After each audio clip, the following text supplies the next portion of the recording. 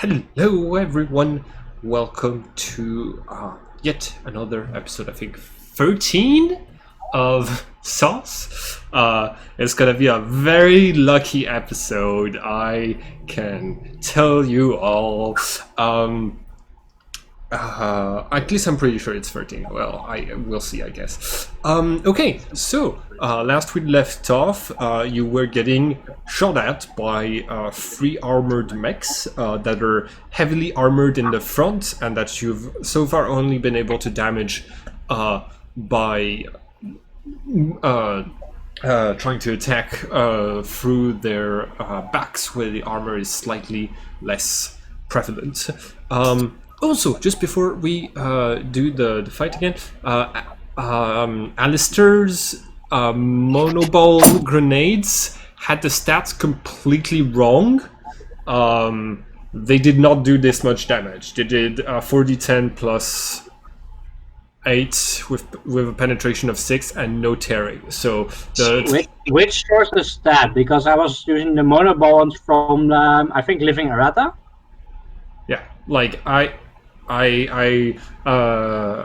got the ones from Deathwatch, and I just put the right stats into your character sheet. So no worries. Okay, because I had the ones from Living Errata. They had both blast radius and tearing. Yeah, but like you had also written tearing 6, which is not possible. Anyways, it is your turn, Alistair. The fight is yeah. What would you like to do?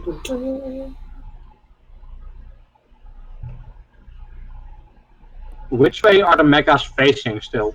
They're all facing in your direction. But if you want, you could try to lob a grenade behind them. Yeah, but I do not want to blow up the entire bridge anymore. That's Really? fair. I am still the only one. Oh no, I do have a jetpack You have now. a jetpack now, bro. This might be smart not to try and need it. I already picked it up like at somewhere last session, I think. But Okay. So what do you do? well, I was grabbing my heavy bolter, Okay. and with Kraken bullets, Okay. You're gonna attack. Do you go full auto, half auto, or just one shot? I am going full auto on one, and I'm going to move after firing and try hide again. I'm sorry. If you go full auto, you cannot also move because you need to be. I have Assassin's Strike though. Hmm? Oh, Assassin's Strike. Got it. Yeah. Is that? Yeah. Okay. In this case, go ahead and make your death roll.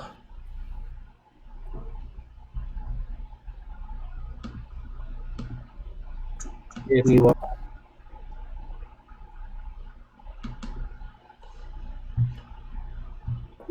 Okay, that you are able to land 4 hits. Roll your damage 4 times, please. I do believe the armor in the front is 30. Yeah. Okay. And what is the penetration on your Kraken rounds? 8. They're the armor penetration rounds, and the range is normally 225 meters. Okay. Also for future reference, what would be point blank range for these? About 20 meters? I do. So it's gonna be in the rules. I have a handout that I made. Yeah, it's 2 meters away, but not engaged in melee. I'll just remember this because I normally have a 225 meter range, so I was like really wondering how that was. Yeah, but point blank is the same for everyone. Okay, so you also remembered I have heavy bolter mastery. I'm not entirely sure if that is already automatically added or not. No, it's not. So you need to roll damage one more time, please. Yeah, I remember the damage being added. It adds +2 damage to bolt weapons and +10 to death rolls. But I do remember the +2 being added, I think, so it's just a death roll. I don't add any of my modifiers otherwise. Mm-hmm. So I hit one more time? Yeah, hit it one more time, yes. Okay, so this one is -3. That's going to be 23. 23 plus 8, that's going to be 1 damage. This one is going to do 0, and this one And it's is critical. also going to do 0. All right, so you are able to do a total of 11 points of damage to one of them. Which one? I'm going to aim to the one that's flying above the chasm. Okay. The bridge is covering. If you want to hit the one that Mitya's previously hit in the past, then you can do so and reduce it to below half of. Yeah. So this one is now damaged in a way where you can see it has a few of the Kraken rounds that have penetrated the weaker points of its armor at the joints, and it still has sparks and a little bit of blood coming out from where Mitya stabbed it. I also did a critical hit, so do I roll for critical damage? Yes, I think so. Okay.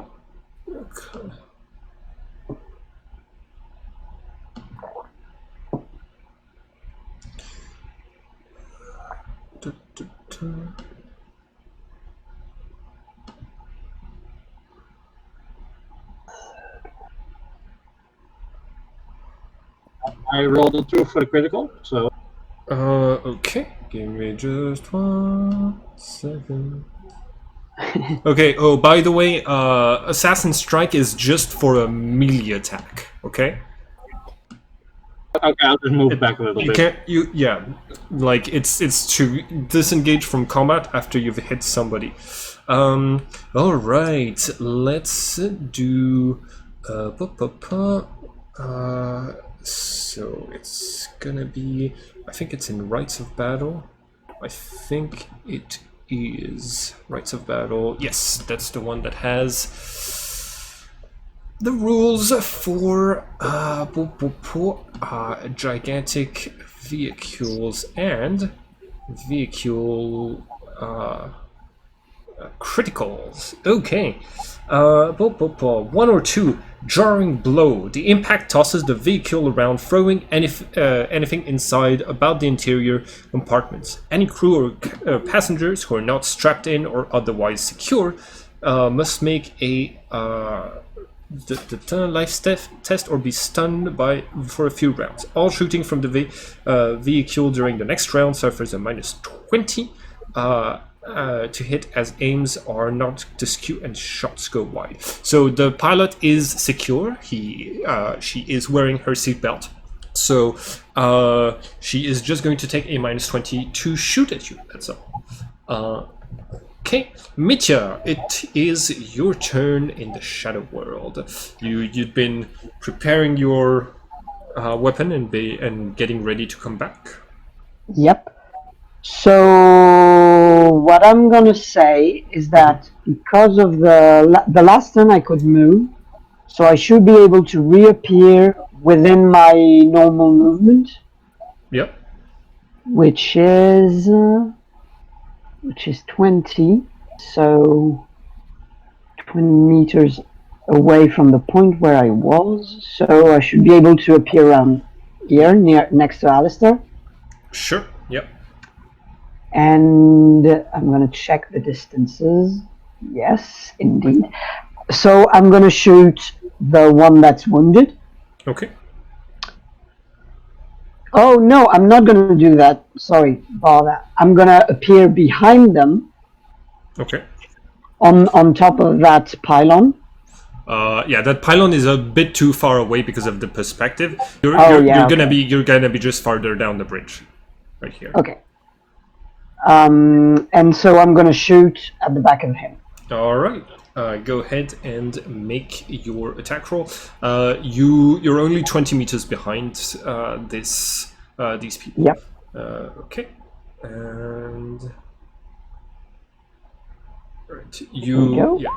Ooh, that's the damage. I would like for you to roll the attack first. Oh, death. So terribly sorry. I just kind of expected to be able to do it, but it's stupid. Yawning. I'm gonna miss. No, you No. you got it. All right. What is the penetration on your weapon? So it has felling 1. Oh, okay. I don't have a natural toughness, so that doesn't really affect. And it has a penetration of 8. 8. Okay, all right. So in the rear, my armor is 20. So my armor is only 12 against that penetration. So And I'm gonna that roll is critical. going to be 18 points of damage. And let's see. And I am down. All right. The mech in the middle is. Oh wait, hold on. No. Let's see. Okay, so /R. 18 plus 23 points of damage. That is going to be 41. I have 35 life points, which means I have gone over by, let's see, 6 points. So critical of 6. Penetrating 8. And there's one more critical because I rolled a 10. Oh, right. It's actually a critical of 8. So a total critical of 8. Destroyed. The hit wrecks the vehicle, turning it into a shattered hulk. Anyone inside the vehicle takes 2d10 explosive damage. Please roll 2d10. And must make a minus 10 life test or be stunned. Okay.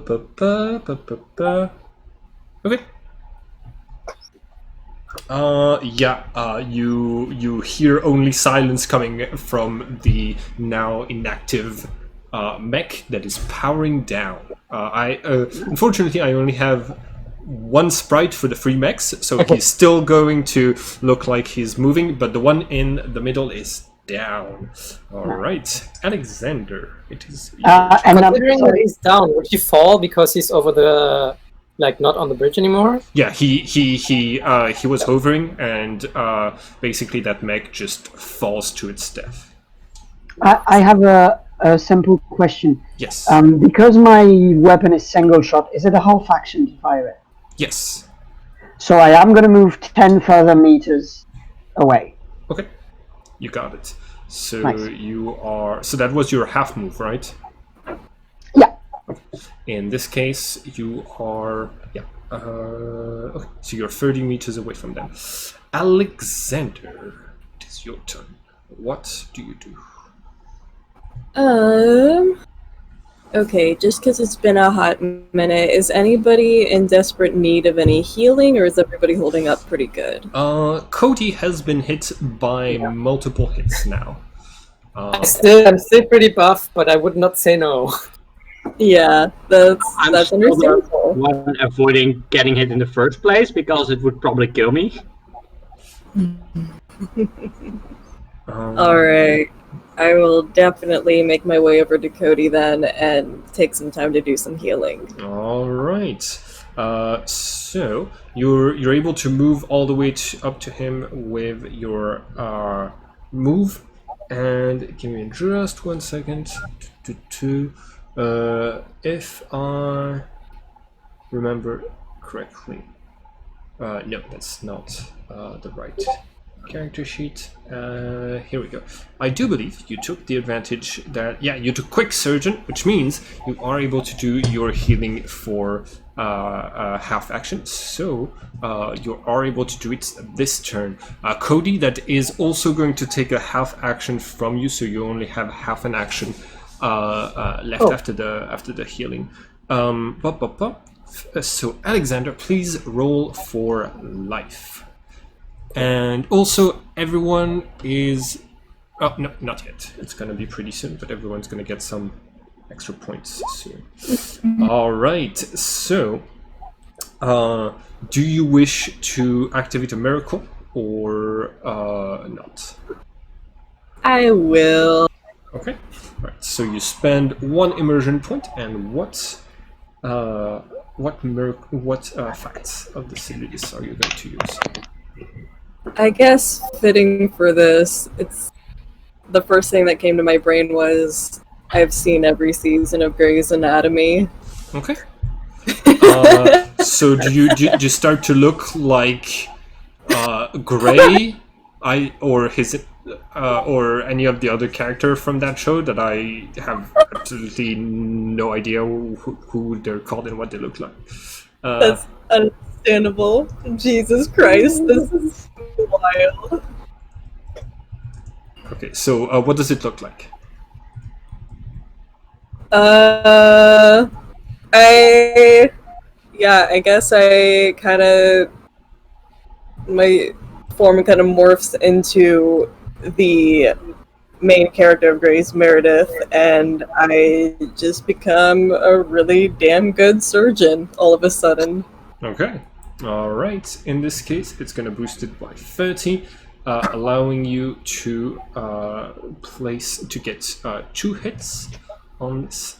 So, you restore an extra 1d5 when you heal someone with a life test because you have enhanced healing. So go ahead and roll 1d5. And... Okay.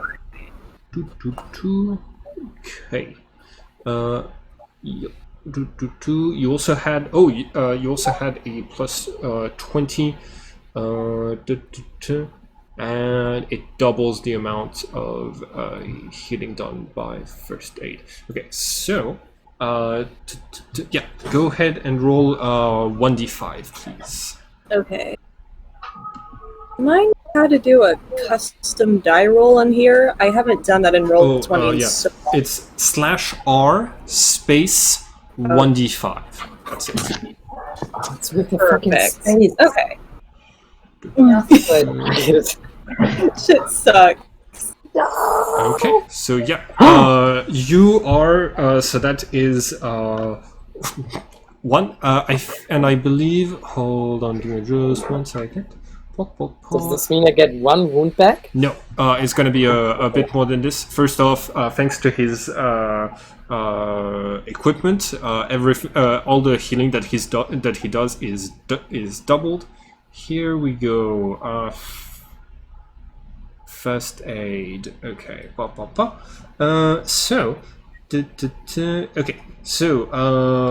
A successful test recovers damage equal to your life bonus on lightly damaged characters, which he is. Your life bonus +1 is going to be 5. So you heal for 10 wounds, Cody. Nice. Nice. That's really cool. Thank you. Yeah, much better than the previous Glad it week. worked. Back to 55. All right. Hell yeah. 55. Cody, add your life points as Alexander runs towards you and suddenly has skins and a very different body as he patches you up fast, like really quickly. All right, it's your turn now. What do you do, Cody? You only have half an action left. Okay, so I see that Alexander is taking time out of her precious time to fix me, and I'm very very glad about this. And I know that I can use a half action to cast Lash of Submission. Okay. All right. Which is has the range of my psi rating, which is 5 meters, which is like super tied to the closest one. Yeah. And for this, it says it's a opposed willpower test. Okay. So it's going to be an opposed creation test. Do you have to Creation or life? Creation or life? Creation. Do you have to see your target to use it or not? Let me. That's a good question, actually.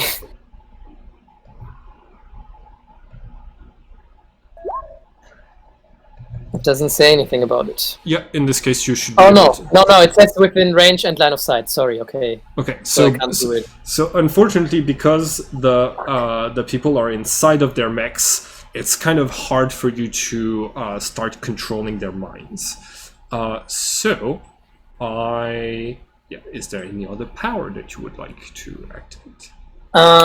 Can I use an half action for another little magic trick? Mm-hmm.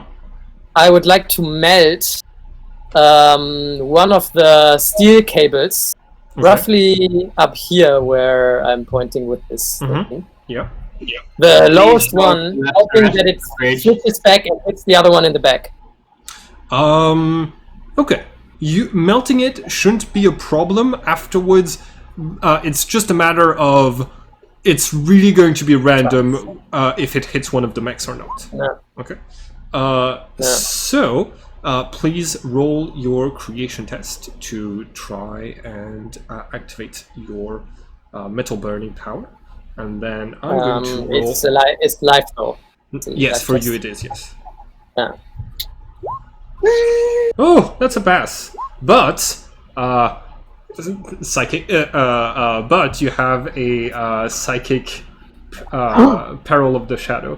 Okay, can somebody roll 1d100 for me, please? Yep, Let's go. a good one. Okay, so Alistair rolled first. 73. Blood rain. A psychic storm erupts, covering an area of 5d10 meters.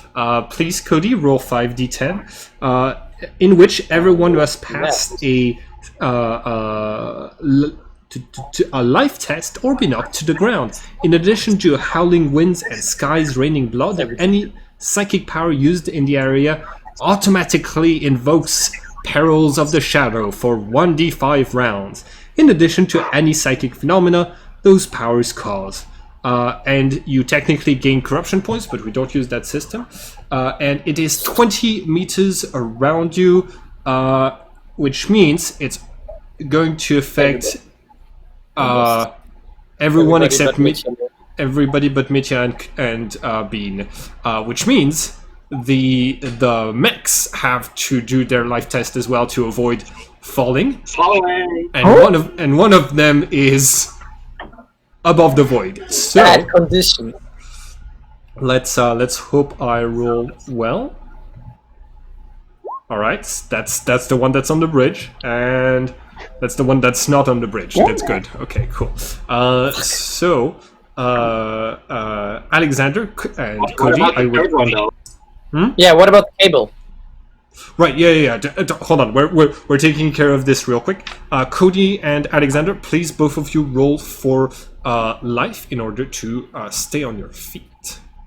Chana. Okay, Alexander, you are prone. It's gonna take you a half action to get back up.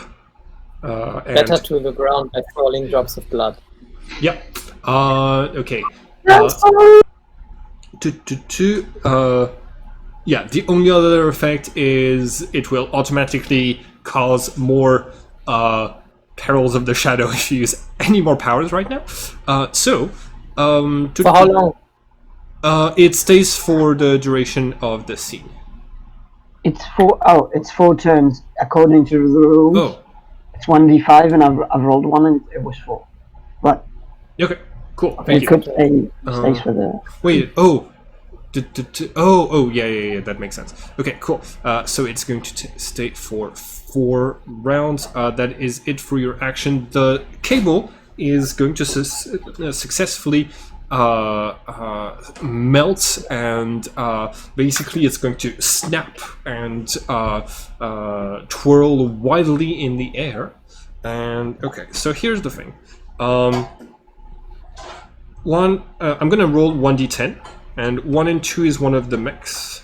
1, 2 is the first mech.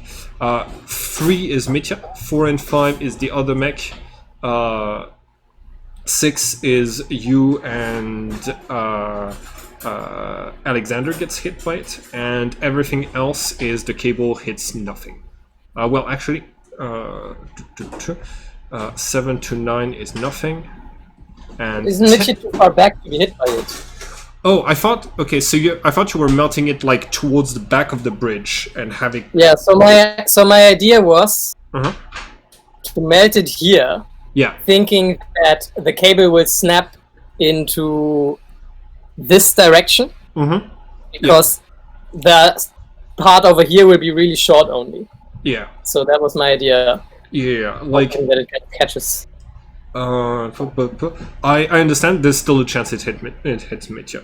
Okay. /R 1d10. And a 5 is going to be this mech. Yes. So like it moves really close to you, Mitya. You're able to duck out of it in an instant. The mech does not really see this coming, so I'm not going to do a defense roll for this.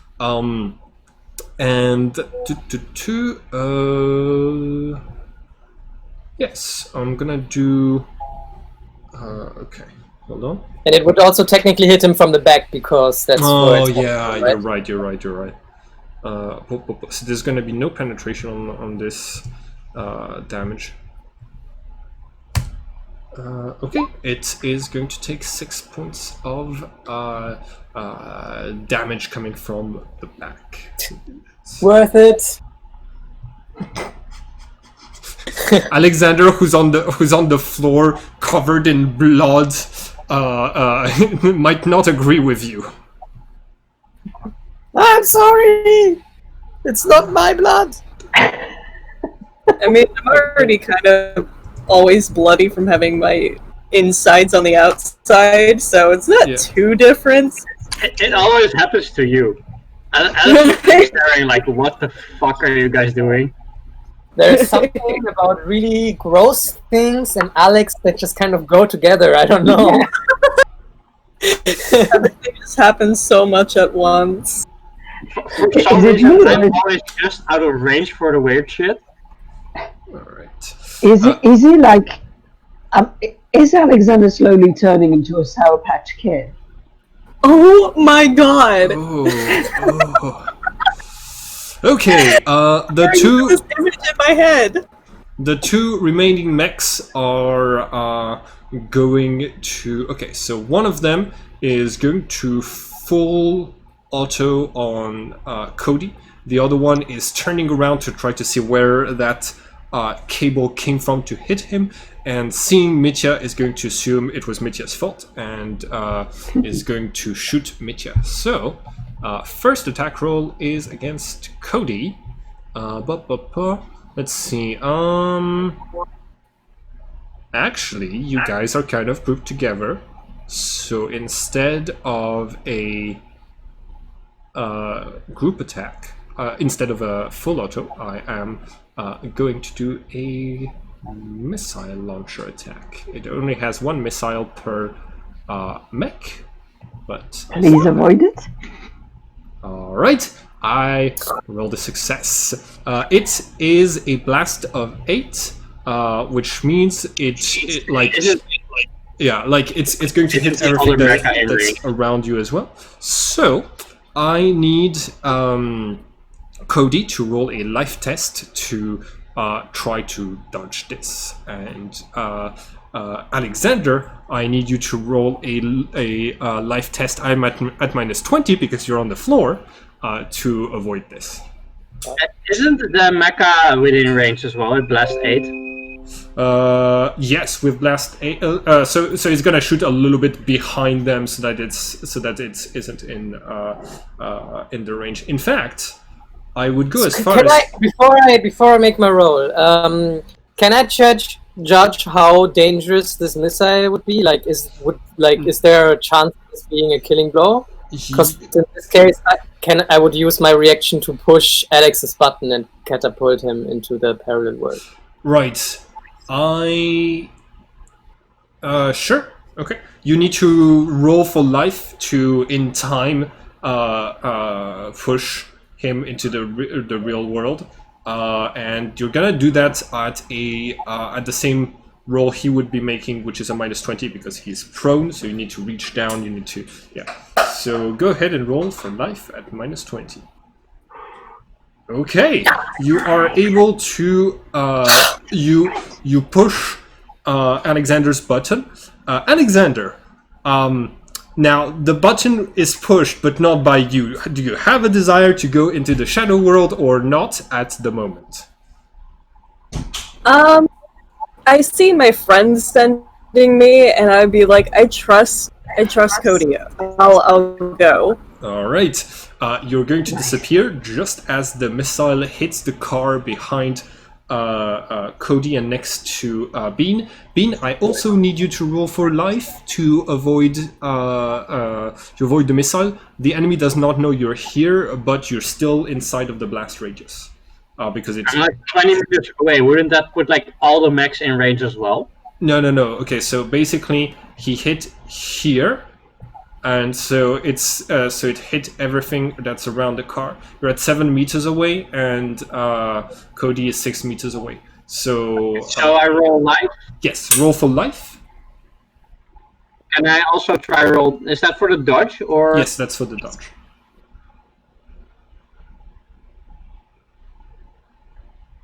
And you are able to jump out of it. Cody, on the other hand, you are going to take the full attack of this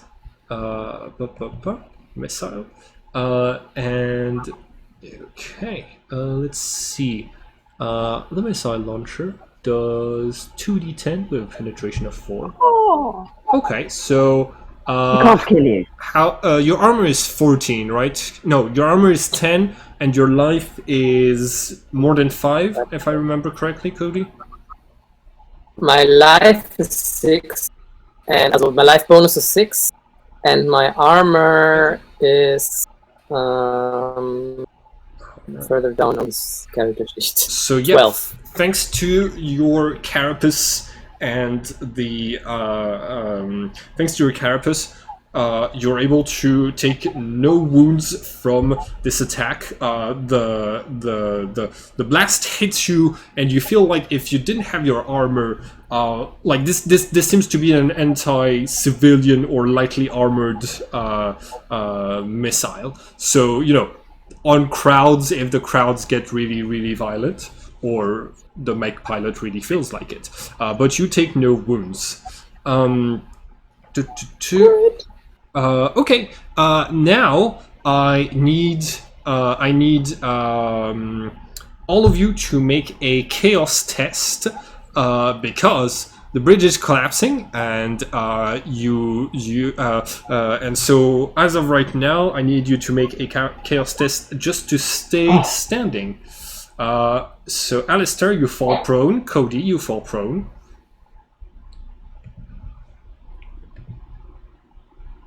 I think everyone's falling. And Mitya, you also fall prone. All right. Prone.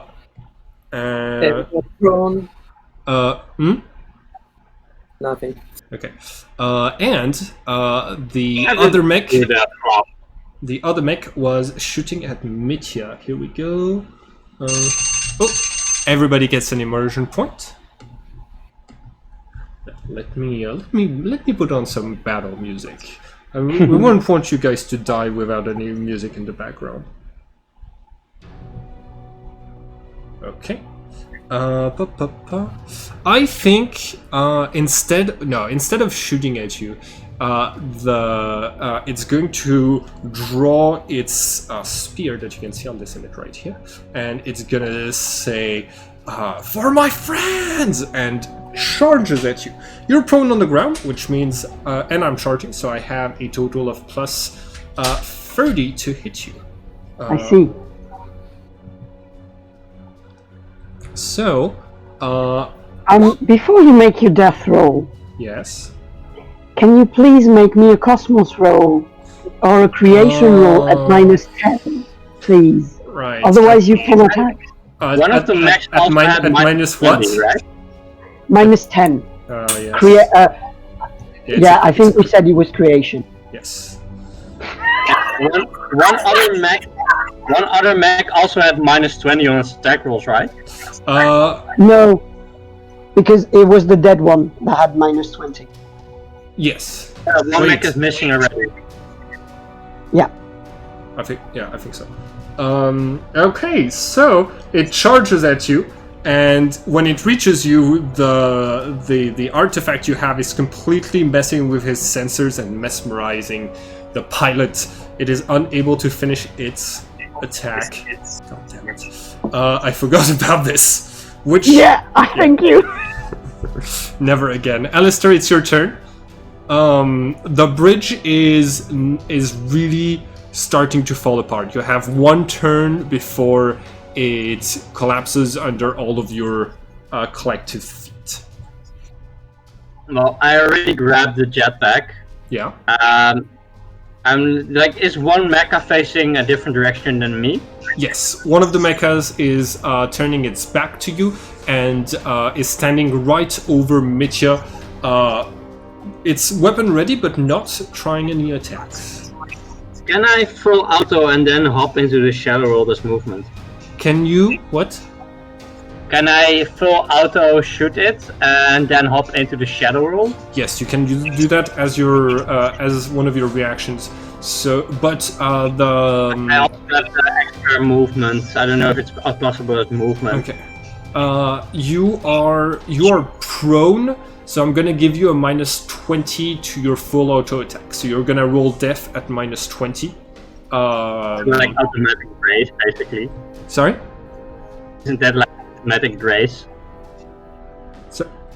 Sorry, what? Is that not basically even better for like No. full auto? No, it's not. The weapon wasn't designed to be shot from the ground like a sniper.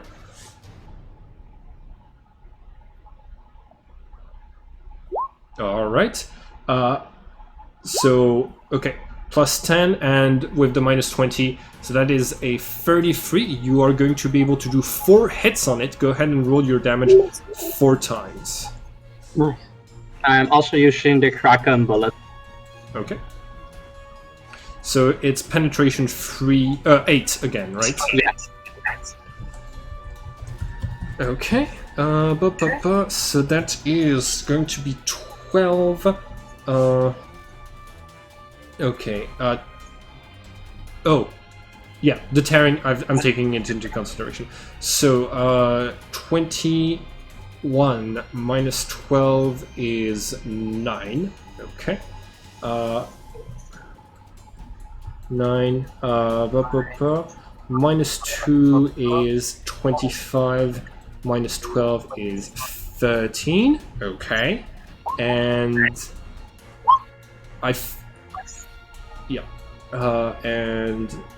minus 5 is 26 minus okay, so that's 14.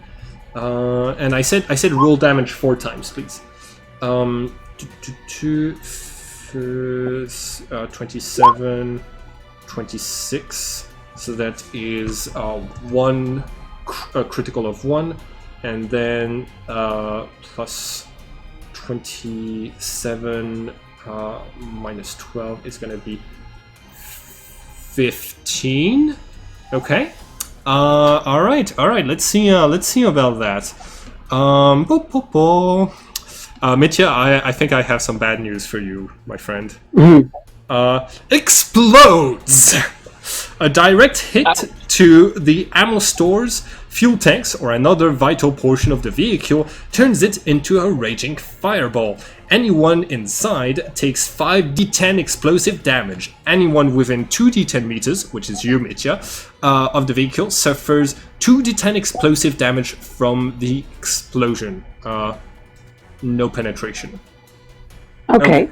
Okay. I will gladly take it. Yeah, go ahead and roll 2d10.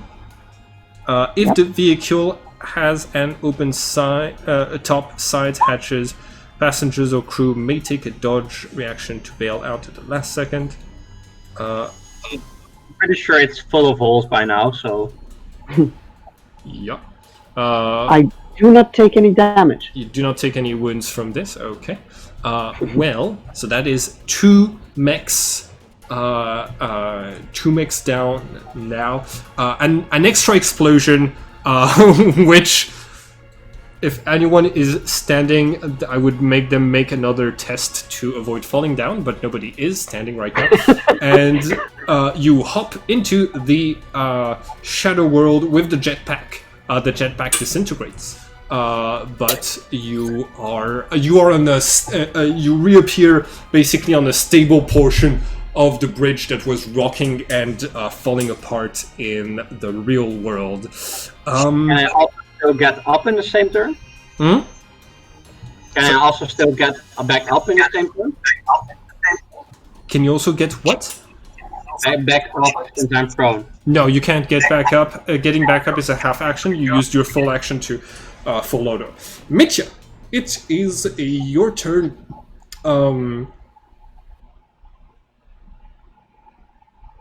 Yeah. What do you do? Oh. So wait, I have to use a half action to just get up. Is that Yes. right? Yes. Okay. Even if I just want to move, it's Yes. the same. Can't move in the same. Okay. So how is my part of the bridge doing? It's falling.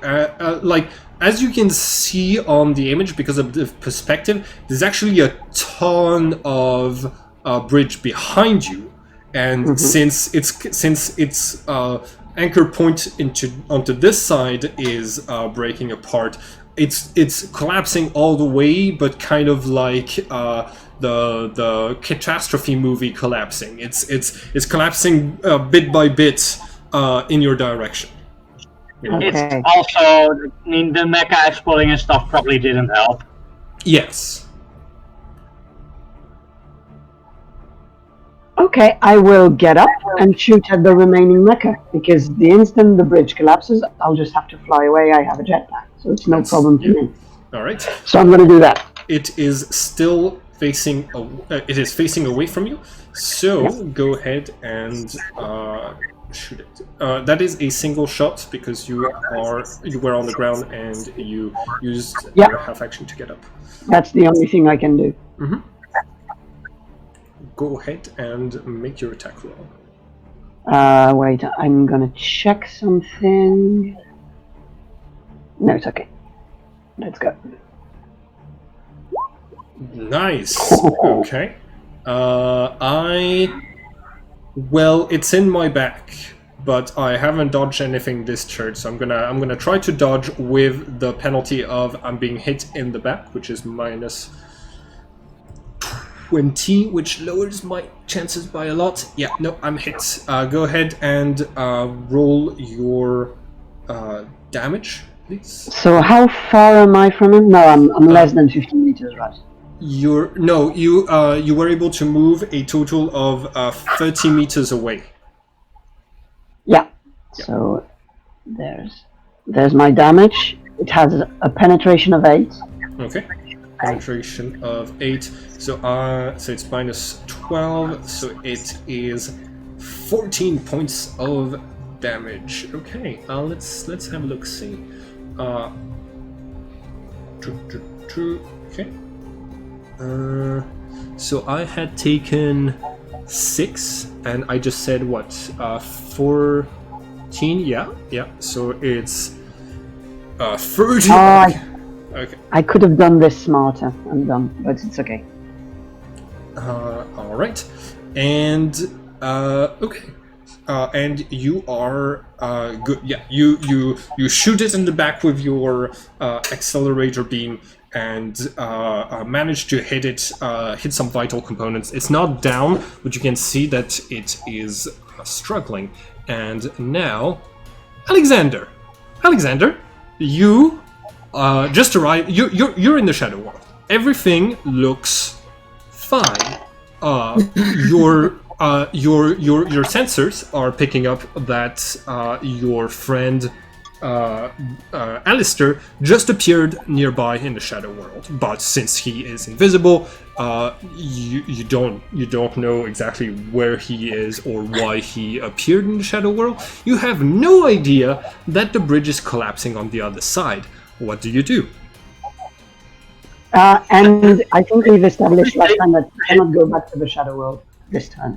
Actually, he was pushed into the Shadow World last turn by Cody, so he can return to the real world this turn. My bad. I would also probably note that Alistair does not really move to the Shadow World if there's something to kill or a reason not to move. Yeah, there's a crowd of people where you just appeared in a crowd of people who all start yelling. What? Oh no, you're invisible. Never mind. You push a few people to the side who are surprised at what is happening. A lot of them are in the shadow world are also looking at Alexander and yelling, "It's one of the saviors!" I'm sorry, I thought last time we established that the mechs are in the shadow world and the normal manifestation is in the real world. Am I wrong? I think you said that. I think you'd have been able to use your shadow powers. I think this is the real world, and in the shadow world, everything the process is still going fine. Okay, that's fine by me. Yeah. I thought I'd understood the opposite. I might be wrong, and if I am, then that's on me. Okay. All right. So Alexander, what do you do? I'm in the shadow world. Yes. Everything seems fine outside of the crowds of people. Yeah, it's like the bridge is intact. There's crowds of people that are protesting. You can see the guards who evacuated the bridge in the real world are just still blocking the path of the protesters in front. The nice thing is you're not covered in blood anymore, though, because when you transition between worlds, the whole thing just evaporated. Nice. You hear Alistair through the comm system mentioning something, singing something about bridges going down. Okay. I'm very happy about all the explosions. I guess. Oh god. Should I stay in the shadow world or should I head back? I don't really know what our current plan of action is. We're kind of all over the place. I mean, it's what happens in most combat situations, you know. Yeah. It's the classic clash dilemma, you know. Should I stay or should I go? Oh my god. I will gladly pay an immersion point for that. Yeah. You're contributing to negative emotion and difficulty to concentrate on the game. Okay, so Theo. Okay. Oh god. Now getting up is a half action. Okay. Would that negate any ability to return to the real world then? No, it's a reaction to return to the real world. Okay. I think I'll take stock on myself. And you said I found out Alistair is here? Yeah, Alistair is here. Through the you have a ping on his location being nearby. Okay. Through the comm system, you hear him singing something like, "We're just going down, going down, going down." I just remember the third arm, so I can anchor myself as a free action. So I probably wouldn't have been knocked prone in the first place. Right, you need to declare yourself that you're anchoring yourself somewhere. Also noting it for myself for the future. Just noting it for myself for the future. Okay, yeah, making notes, yeah. Okay, so... I guess, I think... I don't know. Okay. I'm quite a dilemma, so I think I'll spend this turn conversing with Alistair and just be like, hey, what the fuck is going on? What do they need me up there? What's going on? You heard Alistair just saying, yeah, just a lot of fireworks, and I sort of fell down. I think everyone did. I mean, the bridge is not in the best shape. Okay. Alright, and I'm gonna assume you take at least half an action to get up. Cody, you're on the ground. There's a damaged but threatening mech standing above you that is drawing its combat spear. What do you do? How long does it take to activate my flying power, and do I have to roll for it? You do have to roll for it, and let me see. Plus, if you get him in the dark, One he of my can't shoot characters. you. Okay, it is a full action to sprout a pair of wings. Yeah. And plus, if you do a psychic power and you put him in the dark, and we have a little bit of luck, unlike the last times, I can still see and he can't, I think. Or maybe he can. Don't we have that modifier though from the blood stuff? No, don't remind him! Don't remind him! Oh, true. What? I'm on their side, okay? Yeah. I didn't hear what Alistair said, but Oh, I damn will. it. Yeah, I will activate my flying capabilities while I'm on the ground. Okay. Because you're still in the area of the Rain of Blood, you automatically create a peril of the shadow. So I need you to roll 1d100 and then to make your life test to actually activate the wings. Oh, this is gonna be good. There's so many problems. You're breaking up, Cody. Okay, can you? Yeah, so my computer is really having issues with Roll20 the last couple of weeks. I don't really know why. That's okay. I always have to go away from the screen and then it works. But as long as I'm actually looking at what's happening, everything's freezing. Oh, All right. Well, All right. So you are able to sprout magnificent wings from your back. The phenomenon that you do create, unfortunately, is warp whispers. The voice of demons fill the air within 4d10 meters, whispering terrible secrets and shocking truths. Everyone in the area, including the caster, must make a hard creation test or suffer corruption and creation damage. In addition, blah blah blah. Yeah. I think you take the willpower damage twice. In There's addition, two whether or separate not tests. One you can avoid and one you can't avoid. Yep. You're gonna take some.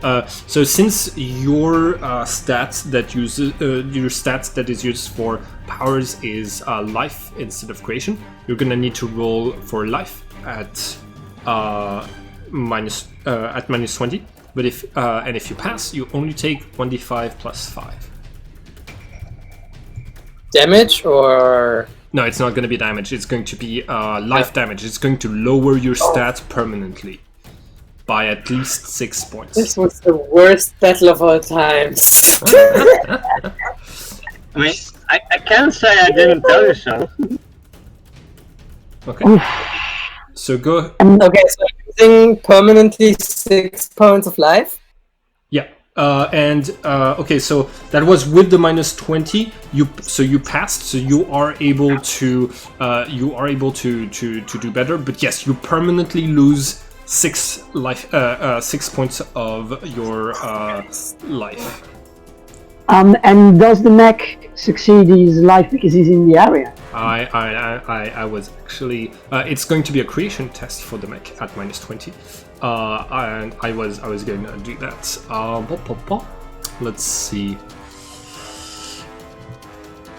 Creation. No. Okay. Okay. I take 3 life damage. Plus 5, don't you? No. It's not plus 5 for the it's only so yeah, so like it's yeah, it's 1d5 corruption points and an equal amount of willpower damage, and the psyker on top of this gets 1d5 plus 5. I misunderstood. Yep. Okay. So I would put it in my new life score then. Yeah. The bridge completely collapses beneath you, but you have sprouted those beautiful bloody wings because it's still raining blood, and you are able to jump off of a piece of falling debris and remain stable in the air. Mitya, I would like for you to roll life as the bridge collapses to see if you're able to jump into the shadow in time, because if it lowers too much and there's material where you're appearing, you won't be able to appear on top of the bridge. You'll be able to jump when you're beneath it. So I need you to. I have a jetpack. Oh yeah, never mind. The bridge collapses and you're just able to float. It is the mech's turn, and it is going to charge you, Cody, with its spear. No, it should charge me. Please charge me.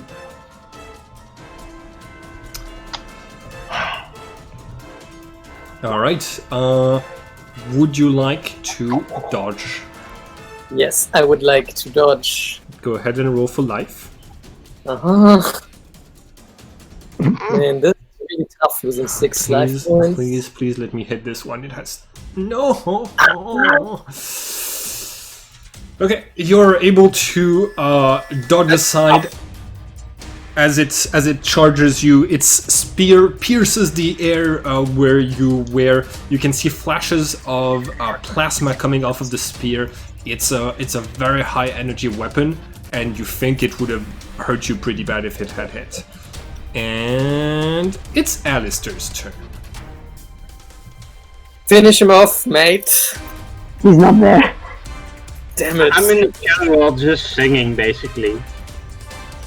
I'm just gonna get up and be like, maybe I should not head back in the same location. But, like, I am going to get up at least. Okay. And is there anything else happening in the shadow roll, basically? People are trying to figure out what is this invisible mass in the middle of a crowd that's just repelling people. So like you have some protesters using their signs to try to poke at you and say, yeah, there's something there. I can feel it. And like one person even reaches out with their hand and touches your face, but like, well, your helmet. Yeah, Alice is just like, he's gonna pop up and just say, leave me alone, and then he's just gonna become invisible again, and he's gonna walk towards the car. All right. And just instantly climb up on top of the car, basically. Okay. All right. You are so you get up and you move towards the car. Mitya, it is your turn. I am gonna charge and do a lightning attack. Okay. So go ahead and you have a plus 22. In the back. In the back, yeah.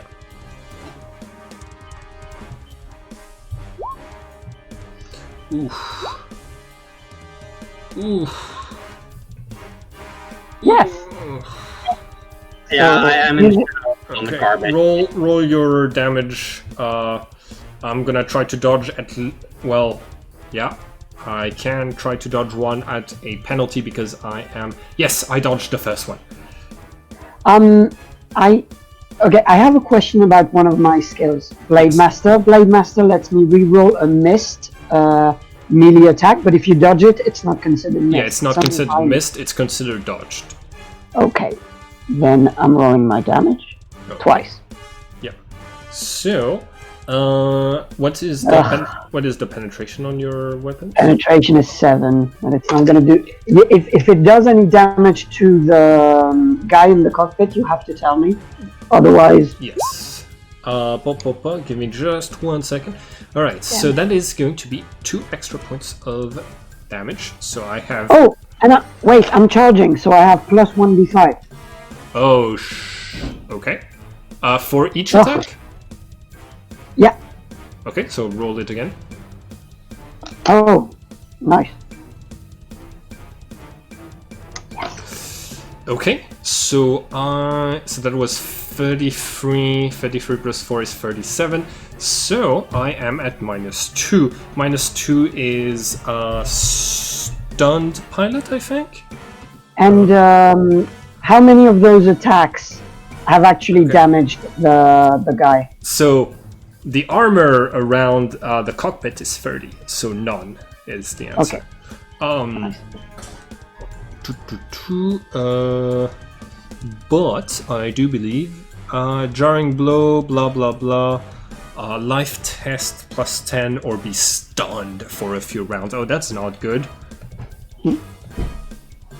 Not stunned. Good. Okay.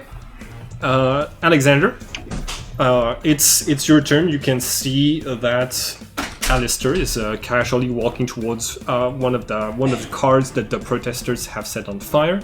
According to your... I tried to turn invisible again. The car basically moved though. According to your ability to see where Alistair is on the map, based on the fact that he did not block his contact info from your armor. So that's... yeah, apart from that, like... some people are like in the crowd are asking you, did you just appear from heaven? Why are you here? Are you here to bless this protest? Worst pickup line ever. I think I'm not going to directly engage right now, especially because there's a lot going on that needs my attention right now. I'm gonna ask quickly over the comms, Alistair, do you need me here? Alistair just talking to the crowd. He's basically still singing a little bit, and he's like, yeah, you should probably not be on the bridge though. Alexander has a jetpack if you need to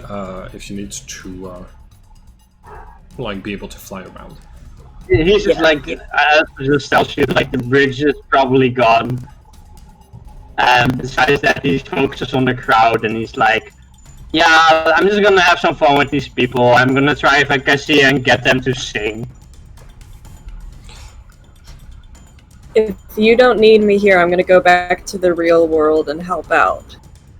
Alright. Oh yeah, of course, go ahead. Go help the other. So you reappear and the mech is standing right in front of you after it was charging at Cody and missed its attack. So like you reappear and like the mech is like a few centimeters away from you. But you still have your full action. Point blank range. Yeah. So if it's right in front of me, I don't think I'm gonna go with my gun. I think I'm gonna go with my power sword. Alright, go ahead and make a death roll. Okay.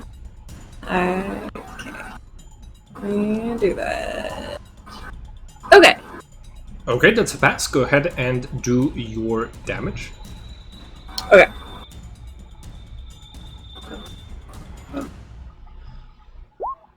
Alright, 14. What is the penetration on this? What is the penetration on your sword, power sword? 6. 6? Okay. So that goes up to 20. Okay. And the last thing is, because it's a power weapon, and you just hit a piece of equipment that is not a power weapon, you have a chance of just destroying it, rendering it useless outright. So, let's see, armory, weapon special, and power field. Here we go. 75% chance of destroying your attacker's weapon. So I'm gonna roll 1d100, and if it's above 75, then you don't destroy the mech. You destroy the mech. You. Okay.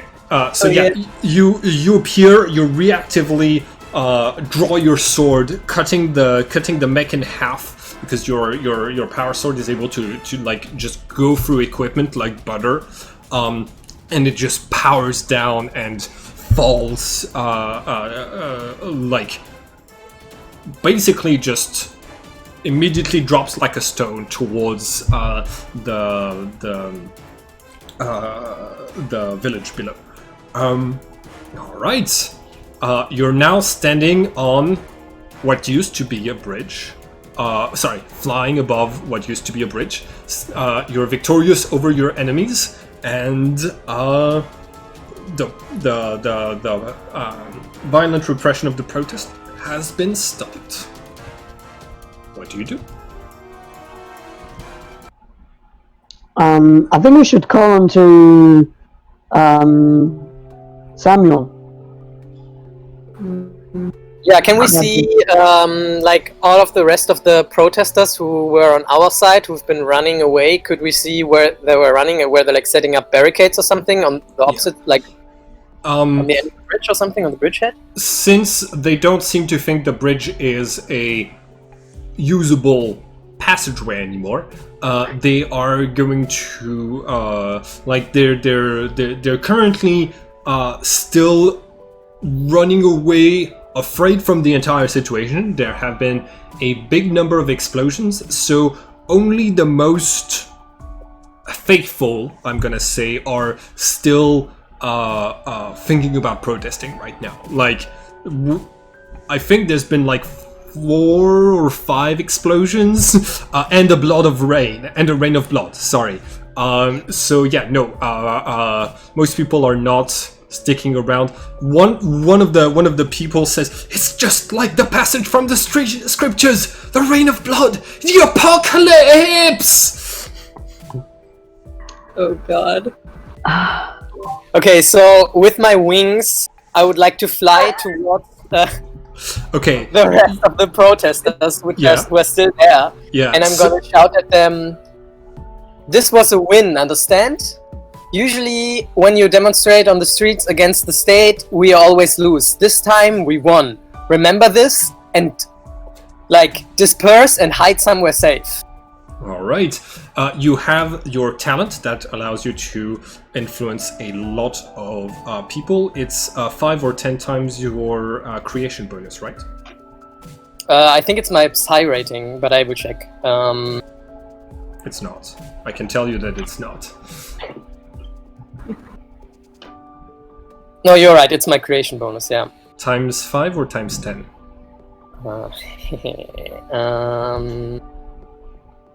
10 times. 10 times, okay. And I'm gonna need you to roll for creation to successfully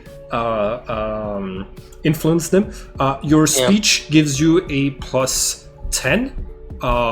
Yes. You use correct words, and the fact that you have this, like those bloody wings and the lightning, like makes you really look angelic. So to these people, it's going to be easy to influence them. Yeah.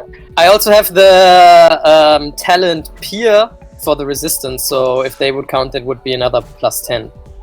You know what? I think in this situation I will count it, yes. So go ahead, you have a plus 20 to your creation test.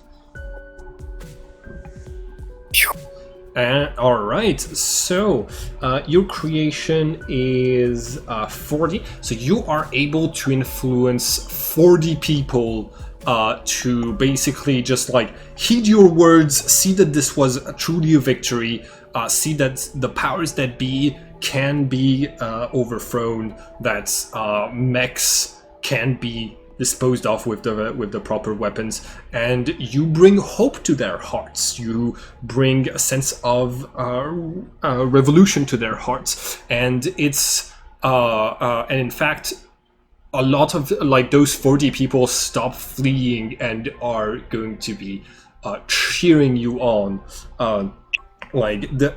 Some of them call you the saviors, a few of them call you the glitches, but yeah, you can hear this applause and this like cheering, and all 3 of you who are in the shadow world, you're flying around, and you're able to see like the impact that you've had on this. The real world.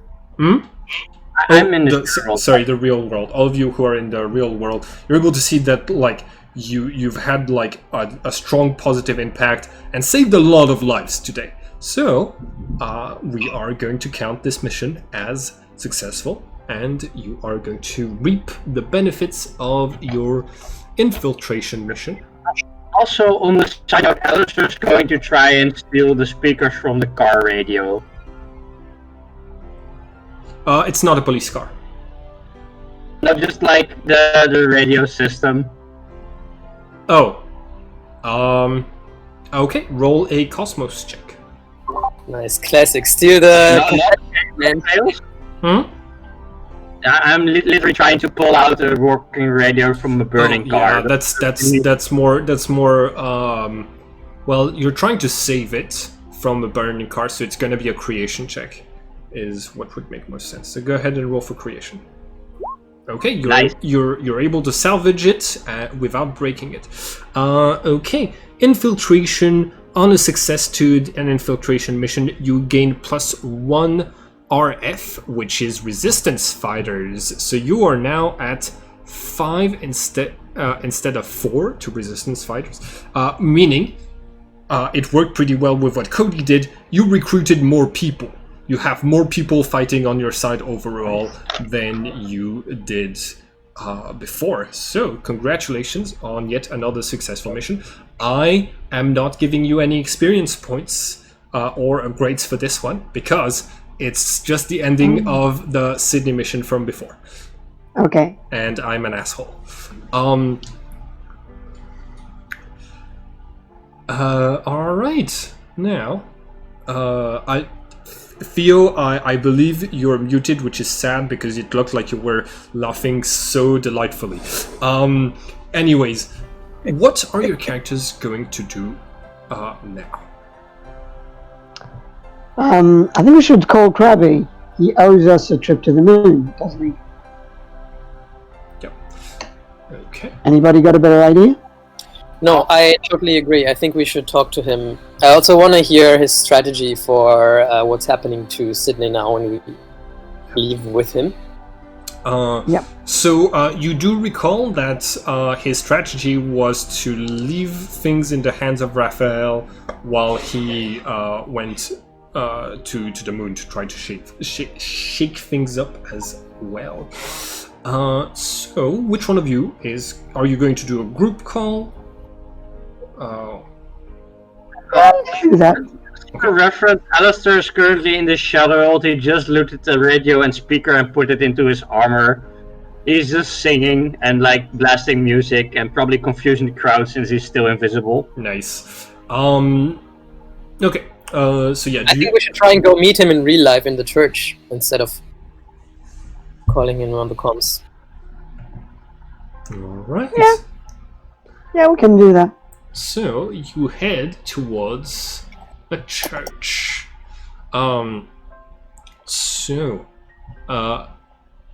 This is what it looks like. Somebody has written signs around the city pointing in the direction of where it is. Many signs say the church, but some of the signs say the Church of Sens. Yeah, before we make our way into the city, I would like to land somewhere and put on a human shape. Yep. Go ahead and... old scientist. All right. White hair. Go ahead and roll creation. Oh god. Life. Sorry, life. Roll for life. Can I do that like really slowly and carefully? Yes. You get a +10 for beforehand doing a psych focus test. It requires either a half or a full action, but it gives you bonuses on your tests in general.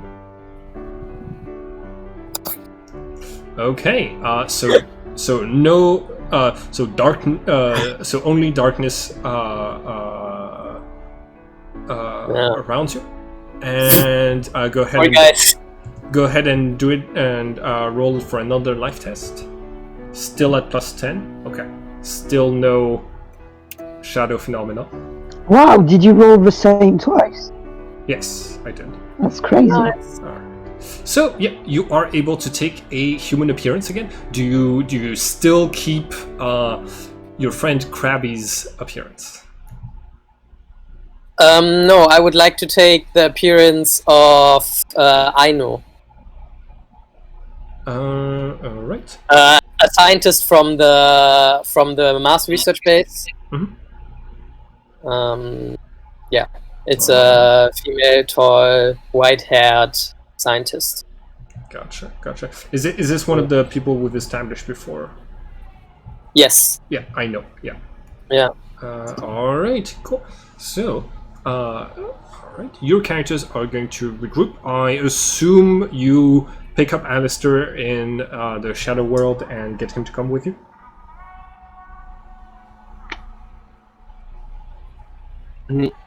Alistair's still in the Shadow World, so No. Oh, I think we would have picked you up. Yeah. I thought that was Southwest. Alistair probably would be interested in the mechas, though he would probably just tear some pieces of it. But that's just for future reference for the when I get a gear upgrade. Mhm. I need support mechanical arm, so Okay, got it. So yeah, Alistair is going to come back to the real world and climb down all the way to where the bridge collapsed and where the remains of the mechs are to inspect them, while the rest of you are heading towards the church. Once you get there, you are going to see that the banners seem to have two different symbols, one of which you've seen before a few times, the symbol of the cross that was like the one that was carved near the Professor Eisenberg's murder scene, and another symbol that is is on the banners is this.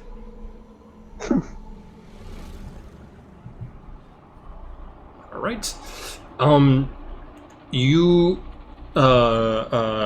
make your way to the church. You can see that there is that there's a crowd here. People are there's this vibrant energy, and people are recounting the tales of the Battle of the Bridge. They're talking about how the saviors came to help, describing their armors. You can see a few of like street artists that are making sketches of the of what your armors looked like based on the descriptions of the civilians. Some of which are good, some of which are not. And also, I don't see anything that points to his character. Basically, is there anything in the church that would indicate him? Basically, there are a few people, in fact, who did only see you for a brief glimpse, who are all five of which are fighting over the specific details of what it is that you did look like in the moment that you did appear in front of them. And the artist has the look on her face of, I'm not getting paid enough for this. Alistair's going to walk over and he's going to just appear. He's not actually going to interact them, but he's going to carve the Omega symbol into the wall next to them, while being visible, and then just disappear again. Okay, there. As you appear, they're like, "Oh, he's here! Draw them right now!" And while you're carving the Omega symbol on the side, you see multiple believers fall to their knees and start to pray and praise you. Oh, This situation is really problematic. Alistair just says, I'm from Team Omega, I'm one of the glitches, and this is my symbol. And he just sounded like he's trying to create some kind of cult, and then he just disappears again. It's just like in the scriptures, the Alpha and the Omega. guys, this is the lamest thing I've ever seen. Please, let's get out of here. I don't feel well in this church. Oh God. Yeah, just remember, Alistair took notes from what Krabby said. He's just like, okay, he took notes about efficiency, and just starting a cult might be labor and like money efficient, just cheap labor. Yes, starting To cult. stop doing miracles and starting a cult. Yeah, but also, aren't we here to like kind of stop this exploitation? Isn't this why we're involved in this conflict? Imagine having not only an emperor, but like a god emperor sort of thing. That would be just, God, I don't know, that's already what we have, right? Mephos is a god emperor. He, from what you have been told in previous missions, he is apparently trying to ascend to godhood. According to his, his admiral. Ghost. Yeah, Admiral Ghost. All right. So yeah, I think you're right, Mitya. As long as we don't know more about this supposed god figure of this religion, it's kind of similar in a lot of ways.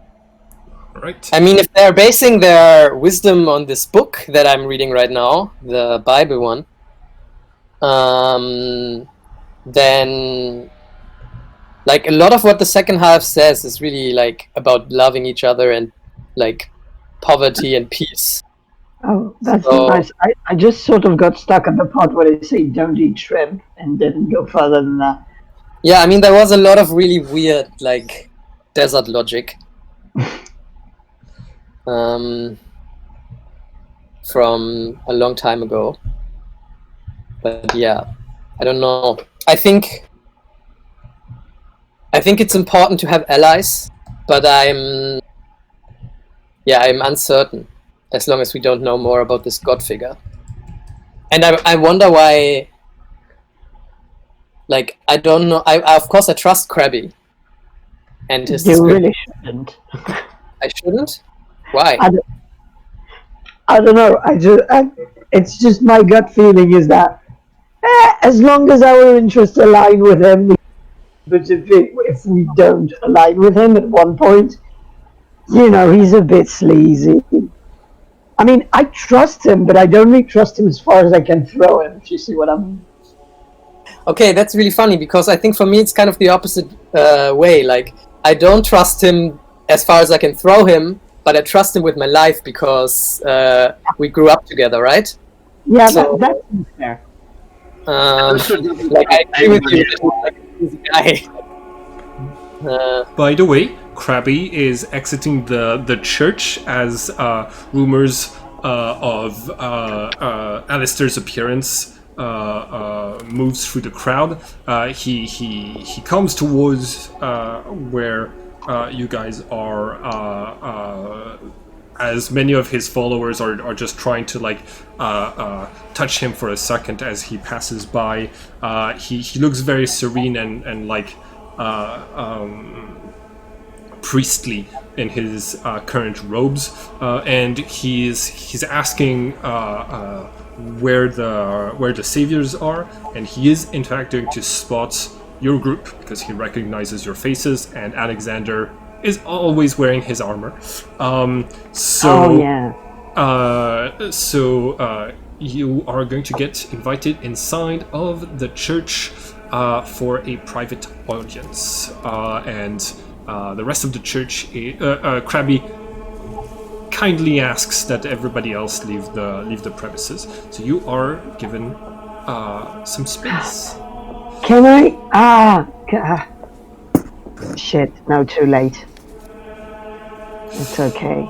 All right. I hear you did some fantastic work at the bridge. I have people quoting scriptures from parts of the book I haven't gotten to yet. You haven't read the whole thing? No, I'm kidding. Okay. I was going to be so angry about that, but it's fine. Okay, good joke. Well played. Unrelenting twat. Okay. Yeah, it was pretty fucking tough. I might have overdone it a little bit. No, the whole Rain of Blood thing was fine, honestly. Yeah, no, that's not the part that I mean. So, congratulations. It seems things are underway right now. The fact that you so easily crushed 3 mechs has the administrator of Sydney reconsidering things, and I have some people who are currently moving into the spaceport while the Imperial forces are, well, let's just say they've been placed on hold. I think they're evacuating.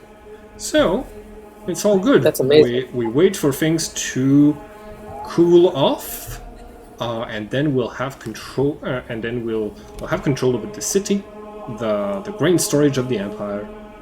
That's going to be a huge strategic advantage. I don't think we can reasonably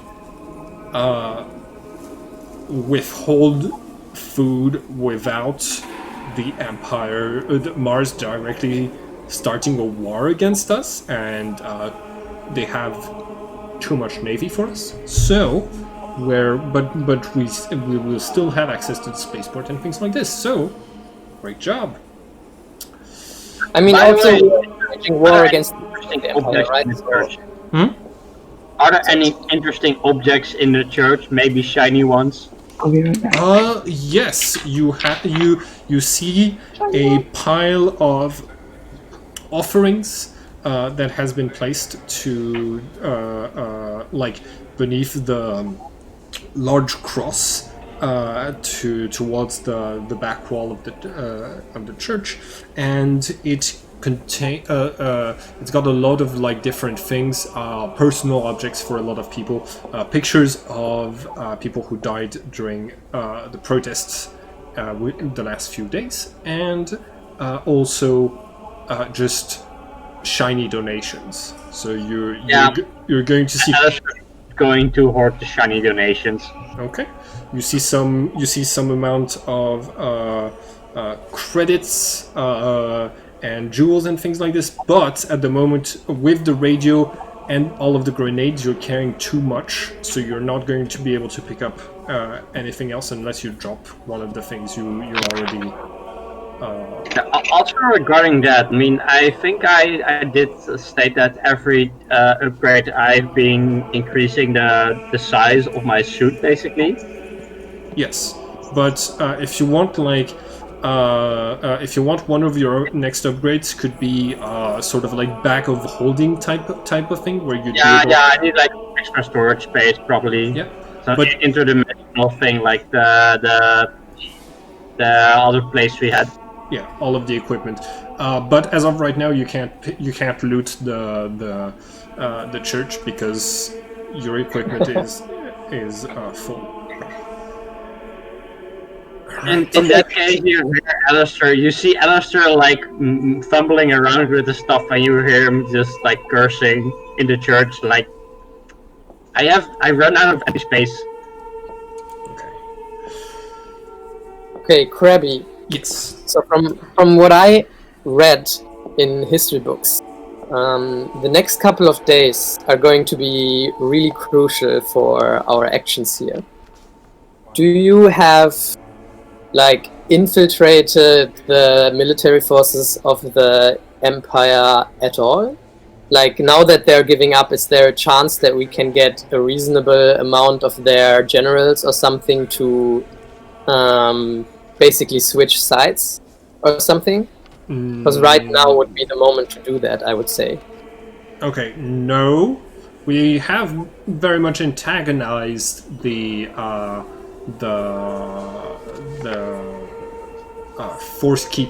peacekeeping force that was in Sydney, because, well, the police is the army, and the police was repressing our protests. So I don't have friends amongst them. I have contacts, and because they all answer to the Mars hierarchy that is known for punishing severely traitors, we are not expecting to have like people stay behind. I know I have some sympathizers in the army that agree that, you know, everybody should be allowed to believe in whatever they want, even if it's been proven that the runes can't find God when you type God in the search engine. But yeah, I just think so. We are going to have maybe some like soldiers quit the army and join us, but I'm not certain. Yeah. What I mean is more that, yeah, maybe I agree with you that they are pigs, for sure. But I think for the overarching goal of a united movement, it might be of use to consider them now like as like normal human beings when they're not active and when they're stepping down. Just so that they can see, like that the people can see that we act different than the Empire did. That we're not the same. That's fair. I will tell my people that if the Imperials surrender, we will not. We won't kill them. Yeah, that's what I mean. Yeah. But I remember what Costa always used to say. He said, never trust a revolutionary movement that's been joined by the police. The police follow the money, and if somebody if they join the revolution, it means somebody's paying for it. So that's why I don't want them to come to our side as that is a very, very valid point. police individuals. Now, you guys see like some of the shiny offerings floating in the air, and you see like a pal floating in the air, and he just like puts it back, and you see Alistair like carve a large Omega symbol on the floor, and then proceed to pile all the shiny objects into the circle. Okay. Nice. Well, Alistair, Krabby there. Oh, wait, yeah. Hold on. You have a sound dampener, so even when you're sculpting things in the rock. Okay. Just fair. All right. What were you saying, Mitya? I was saying, I think we do well to, not kill people when we can avoid it, because eventually, if we keep meeting the same people and keep letting them go back home to a regime that actively kills people, maybe we can defect in the long run. Just give an opportunity for people to change. That's what I'm saying. Yeah, I understand you not wanting the police to join us, but just let people. Yes. Yeah. People, yes, of course. so, yeah, I think no. I think with what Krabby meant is more that like refuting my point that it would make sense to try to get like battalions to join us, because that would indeed mean that that we would have a police force which would be organized in the same way.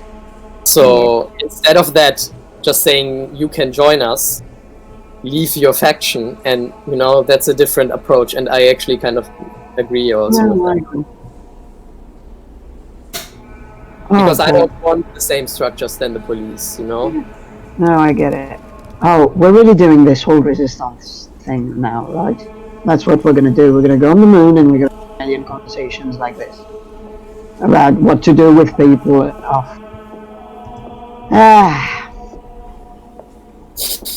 Right. I think it's going to be important to try to make this a democratic endeavor. Oh, please, let's make this a democratic endeavor. Okay. It's just that the way it's starting with the whole religion thing, you know how people are. If we tell them we're the saviors, that's not going to be a democratic thing. There's going to be a democratic movement to get us to be dictator. And I don't fucking want that. Okay, I will tone down the religious thing. You have to understand, most of my support base is not believers. It's people who think believers should be allowed to believe whatever they want. So it's slightly different. Okay. But that's good though, right? Because in the end our goal is overthrowing the empire, not wanting people to join the religion. So like if they disagree with the empire, then that's a win for us. Yeah. So, there is somebody I would like you all to meet, because it's about, he wants to talk to you about the trip you're about to make, and ask for your help, potentially. Please tell me it's God. No. That was such a good moment to say he wants to meet you, and then you take a curtain or something, and then there's God. I think that's your moment, Krabby. If I could do that, I wouldn't really. I guess I'd still be in this church. There'd be more offerings over there. Yeah. There'd be enough offerings. True. Okay, so. So this is the moment where we return to our Sigmata rules, and we are going to. So we just did one mission. So we did a resistance action. The next logical step is a loyalty check. So a loyalty check is a D6. Is there anyone who would like to roll the D6? Probably. I don't know. I think I'm like one of the exceptions compared to the rest of the party. But Okay. No, go ahead. Roll it. Sigmata. Here we go. Sigmata.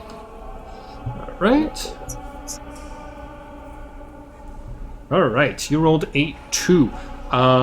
The faction in question has a loyalty of 3. You rolled beneath it, which I believe means it's actually a good thing.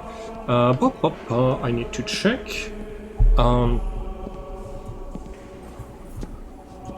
Okay. Alright. Faction loyalty. Faction loyalty. Alright. The GM rolls a d6. If the result is equal or less than the faction's loyalty, the faction gains a wave and you are permitted to go on a mission described in the faction favor sheet. All of which increase a single faction's loyalty by 1 if the mission is successful. So, you are... okay, so hold on. Okay, so you don't gain anything until unless the mission is a success. So, you are going to be working for the party this time around. so didn't you need to roll 1d6 and see if it was equal or like same? Right, you need to roll under 3, 3 or under, to go on a mission that is going to boost the loyalty. Otherwise, you have to go on a mission that is going to. Otherwise, you have the choice between. Otherwise, the faction is doing some shady stuff, and you either have to lose loyalty by doing the mission against them, or lose some of your overall progress. So, but right now it's only a beneficial mission. Okay, so all right. You are being placed in.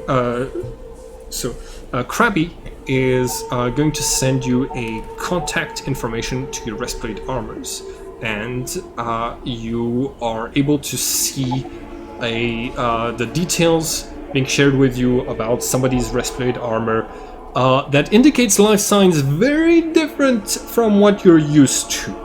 You are going to receive this image as the user is starting a call, and the armor also lists the name of the user, which is Pleep, parent to Peep and Kit. And it's this strange insectoid alien. And they're here or they're on a call somewhere? They're on a call with from their respirate armor. Greetings. So they have a respirate armor. Yes. Okay. They like this is an image of them without it, but this is they do have a respirate armor. Can Greetings. somebody do me a favor and project these images somewhere where I can also see them? Right. Yes. So Krabby is actually going to display a hologram of Peep. So Krabby, thanks to like his hologram projector. Usually I use it for mass, but this is also useful. Pleep meets the members of Team Delta. This is Cody, Mitya, Alexander, and Poophead is somewhere right now. Please put those offerings down, Alistair. Alistair, they're alien communication. Sorry, what? He carved an Omega symbol into the floor and he piled all the shiny things into it. Okay. Right. Pleep is. Give us just 1 second, Pleep. And like the alien is going to nod. Krabby cuts the communication and says, "Okay. You have to know the nickname of these. Those aliens. They're called the Agma. But they are so they're kind of genderless. They don't reproduce the way that we do. But the most important thing to know when interacting with them is that they are known as the drama queens in the Resistance.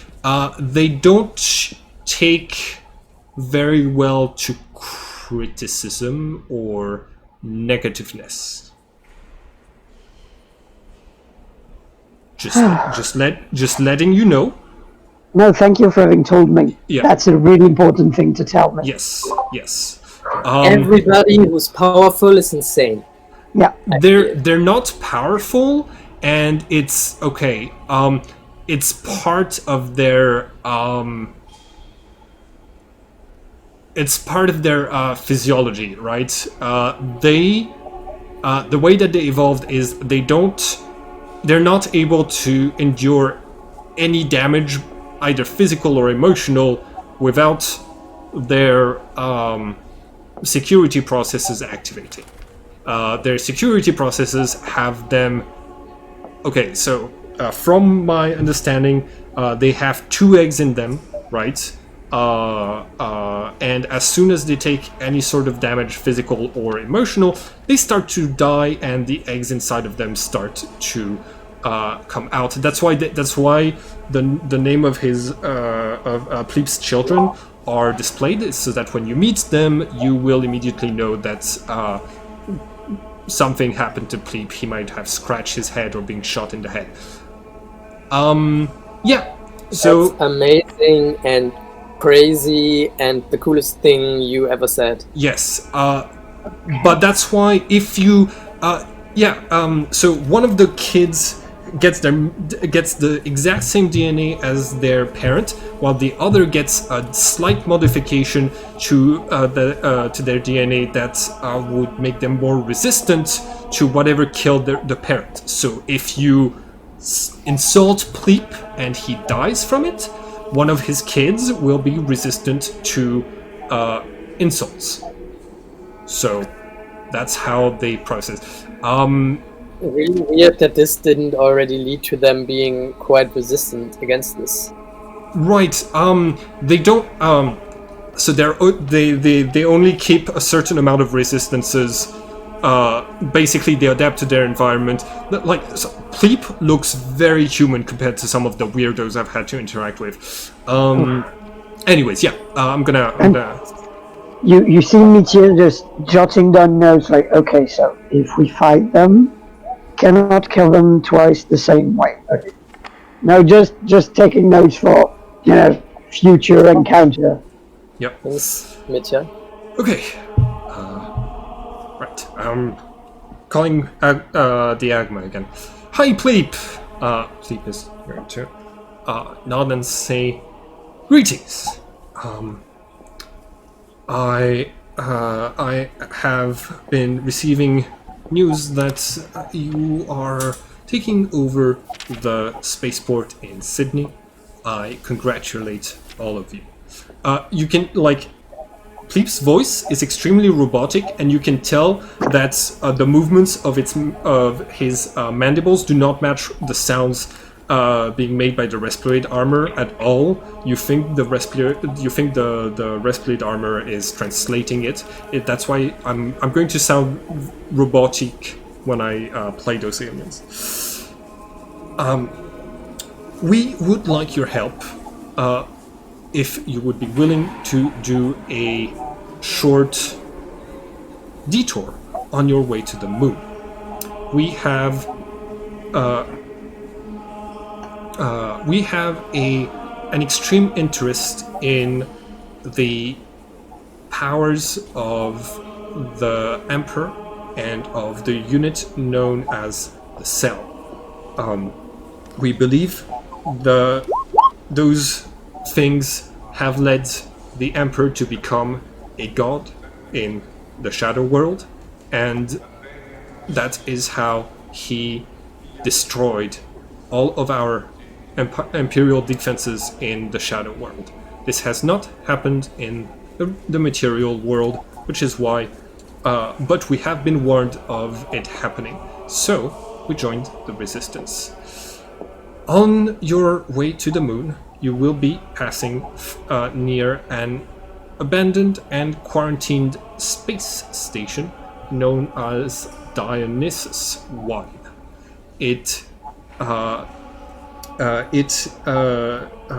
According to a recent infiltration that we have done to gather information, this place was a research facility for artifacts of the Cell that had been guarded and forbidden by the first Empress of your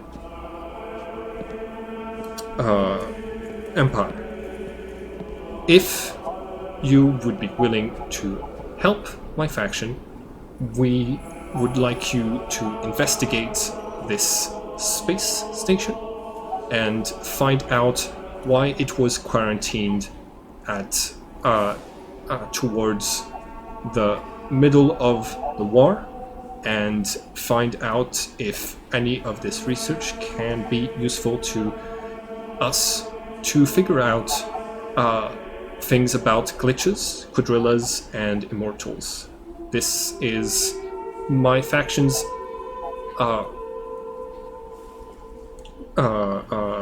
priority in general. We believe victory will come from understanding those things. We do not know much about Dionysus 1. What we do know is it was a very large project and very secretive until it had to be abandoned. The Empire has never given an explanation as to why the station now sits empty, but they did try to send in a rescue team that never made it out. So you will be going in dangerous territory. Would you like to accept this mission? Seems fair to me. Okay, what do you think, guys? I don't know. I think it sounds like an interesting place to visit, to be honest. Now, Alistair seems to... Something seems to trigger a bell when he hears the name Dionysus. But probably not for the reasons that you think. He probably read about it somewhere that it's supposedly a god of alcohol and parties. So Alistair wants to go. Yeah. So not a lot of information from the old world is still known, but I'm gonna give that to you. You can know about that religious reference and know what Dionysus. Probably gonna be left over on some bottles of alcohol. Mm-hmm. Okay, so yeah. Yeah, I also read about this guy. He was part of the ancient Greek mythology, right? Or Yeah, Roman? it was Greek mythology. His other name was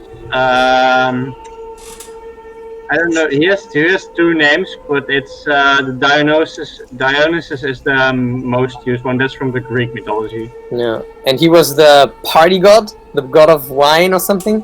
Yeah, it was the god of basically alcohol and parties and wine. It seems It your was come from us satyrs and Maenads. yes, it seems your species likes to name space stations and space projects after gods from an old dead religion. This Yeah, has always puzzled us, but It's a thing. it's something that we do not take this as any criticism. I wouldn't want any of you dying over my our cultural differences. If you would, yes, is this something that you? The station is in quarantine, so what you would have to do is simply use your breastplate armors, jump off of the transport ship you will be on, and use your jetpacks and flying abilities to get to the station, board it, inspect it, and retrieve whatever can be retrieved, and then return to your transport that will sit outside the quarantine zone. Alistair just says, I don't have a flying ability or jetpack though.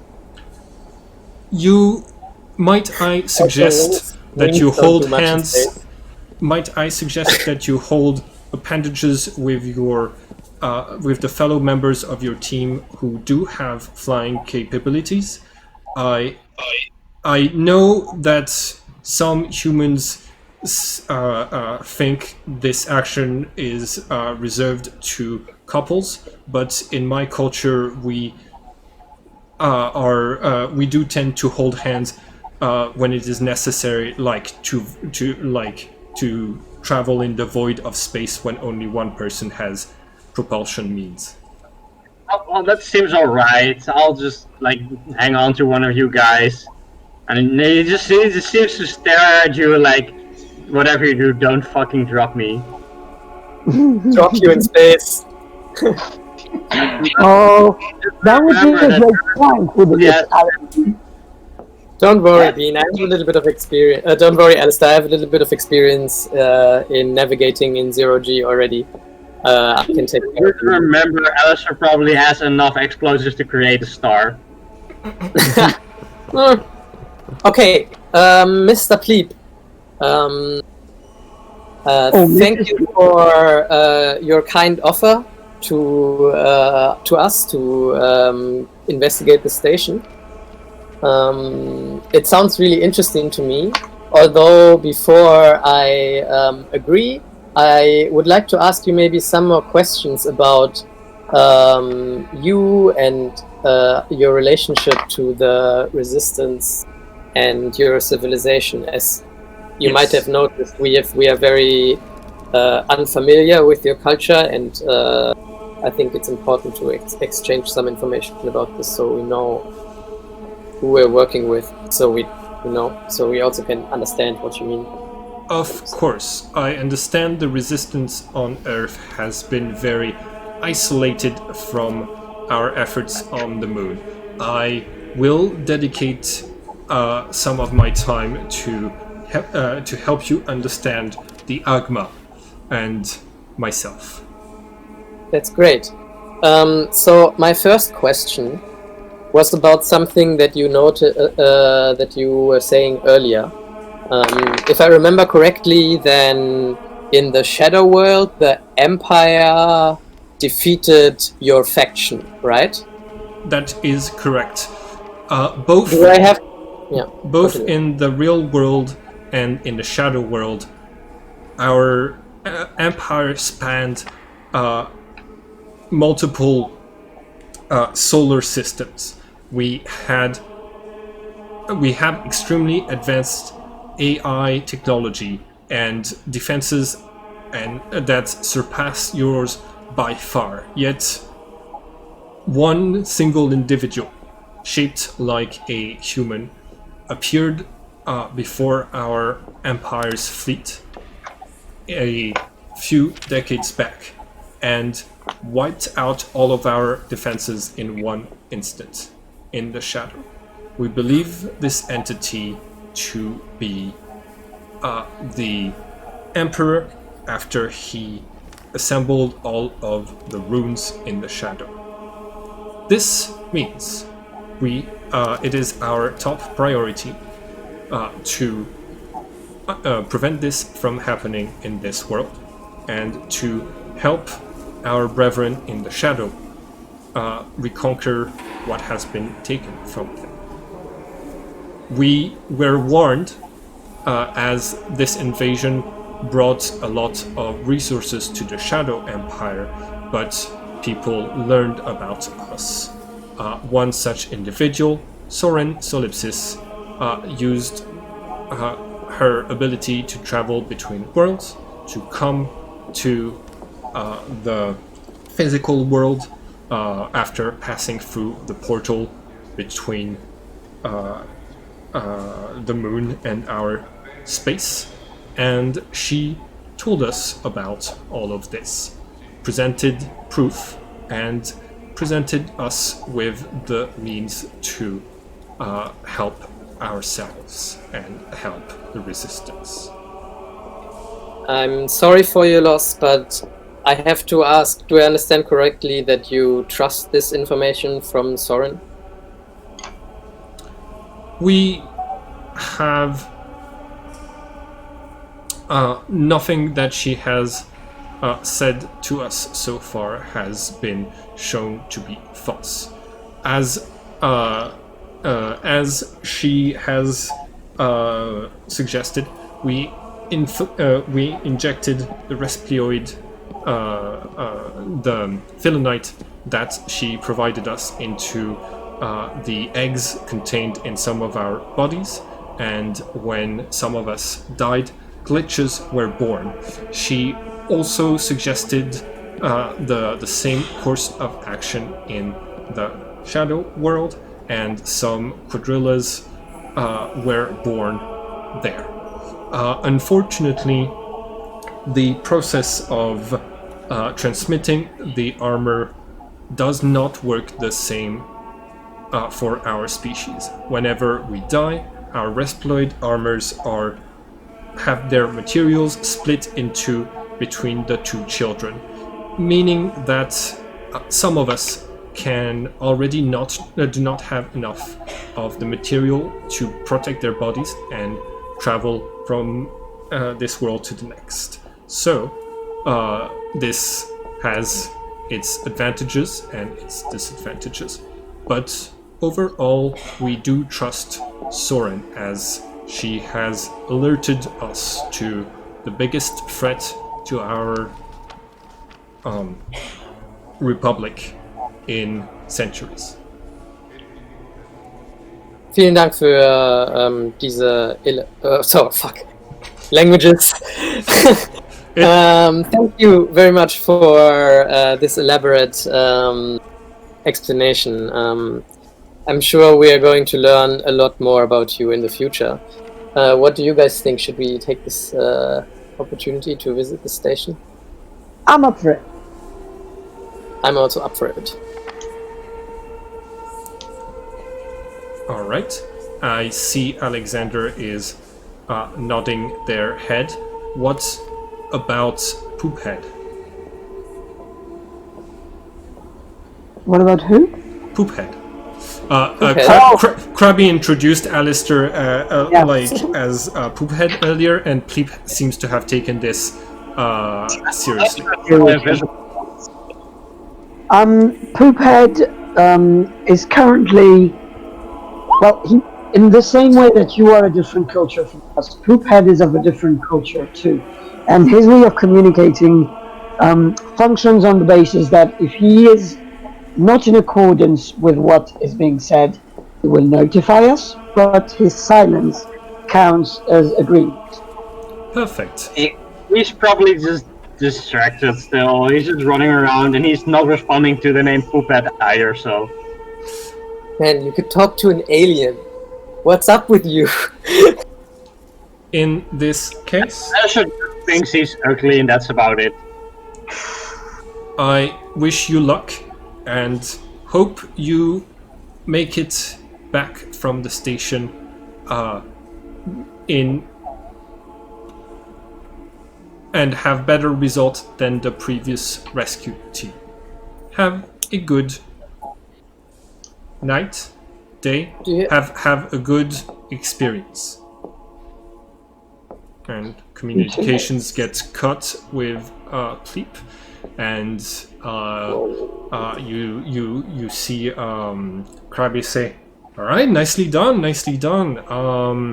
Yeah, I like my first interaction with the Agma. I was a little bit rude, and yeah, I may have killed one of them on accident. So just you did great." You know, first contact. Did you know? No, I did not know. No, I did not know. I wasn't aware. Okay. But yeah, yeah. And some people in the Resistance don't really take them seriously and just think that it's annoying to have to, you know, watch their languages around the Agma. So we've had differences. How can you not take extraterrestrial intelligence seriously? Well, to be fair, extraterrestrial intelligence could very well be extremely dumb. We don't know. I think we should try to take it seriously. But I'm saying we don't know them. No. Well, He's not been paying attention. a lot of people, when they get told, "Hey, those aliens, they're drama queens," will immediately think, "Ah, god damn it, I have to." Yeah, you know how some Resistance people are. You know, so The story about the the Emperor killing the whole fleet in one move. Like, have you heard about this before in the Shadow World? Did you do some research on that? I had been told that's the reason that the Agma joined the Resistance on the moon. I don't know what to think of this specifically, but my book says humans are God's chosen people, so it makes sense that our fleets haven't been wiped out. Ugh. Whatever. Listen, I like this is weird, okay? Like apparently they met God. I also met God. I don't know how to this is kind of uncharted territory. But apparently it's not the same god though. You met Sens, they met Mythos. Not the same thing, isn't it? I wouldn't know. Do you know what the Emperor looks like? Yes. But the god I met, he was wearing this strange armor and mask. So. And he could look whatever way he wanted also if he's so powerful. Yes. Yeah, belief is weird. Okay, so... But, okay. But I don't think they're the same entity because I met Sens in the real world. Yeah, that's imparable. Oh, you can't say that. Oh.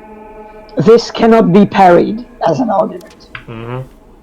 I'm sure you will not find a way. Okay, well,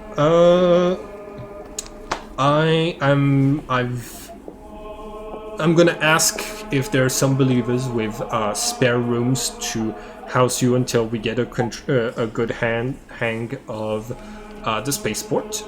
And Oh, please, can I opt out of that? I mean, I'm gonna find a hotel. I'm gonna want to sleep at the Believer's place. Okay. But that's just me. Okay. Anybody wants to? I think that's a good idea. We should maybe stay away from the church, you know, to not get everybody agitated about us all the time. Okay. Well, thank you for your help and your presence and, looking very angelic while you were saving my folks in the protest. I'll be on the same ship as you guys, but I'm not going to the death station. Just so that we're clear. No, you wouldn't. Yeah. You know something about what kind of transport ship it's going to be? Like how many people are going to be on it and stuff? It's we're basically just a cargo ship bringing food to the moon and bringing back basically tech to sell to the people of Sydney. So it has a regular schedule. We're gonna pretend that we have an engine problem when we're getting near the Dionysus station, and we're gonna drop you guys off. That's how space works. So, just one thing that we haven't considered this far. I think we should find a way to conceal Alexander's armor.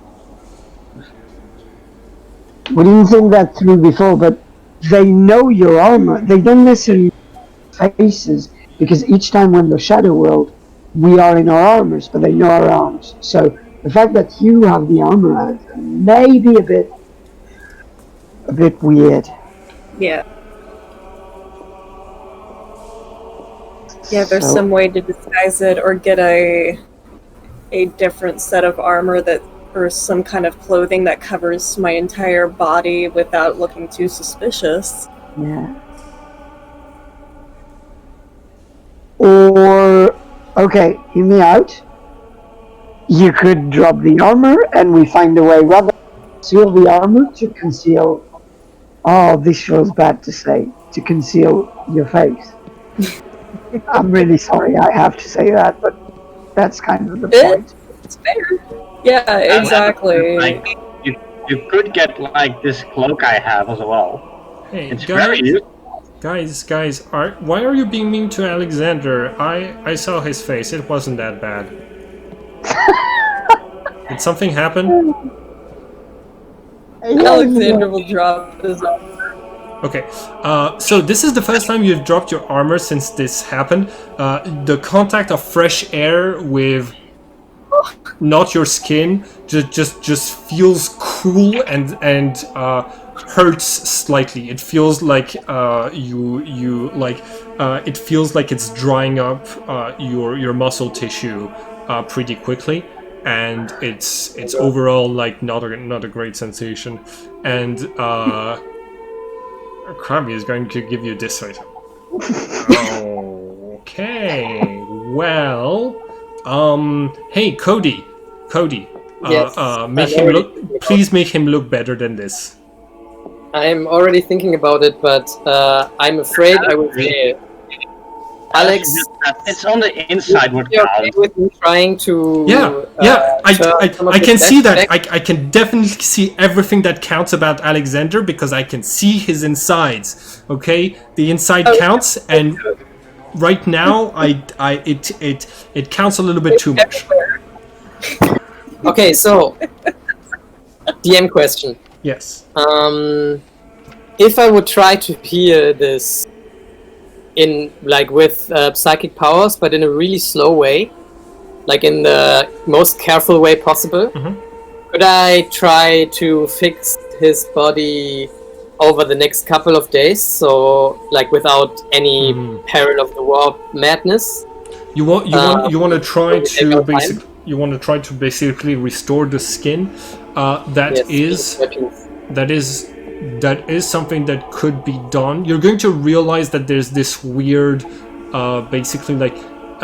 it can't be healed, but you can create a new skin and just try to have it merge with Alexander. And if we do it in the shadow, I might be able to help. You can't do it in the shadow because powers don't penetrate the armor. It has to be Cody doing it in the material world. You, unfortunately, whatever you do, there's a chance that your imagination will stray, no matter how long you take. But you get a +10 if you take actions to focus yourself before you use your power. So you can use this with a +10. Yeah. Of course, I will do that. All right. I need you to roll. Okay, Alex. If you're okay with this, then I will try to grow another skin around you that looks similar to the way you looked before. Well, I'll try anything. Roll for life. Oh my god, I've never done this before. I can't lend him my Psy focus, can I? I cannot lend him my Psy focus.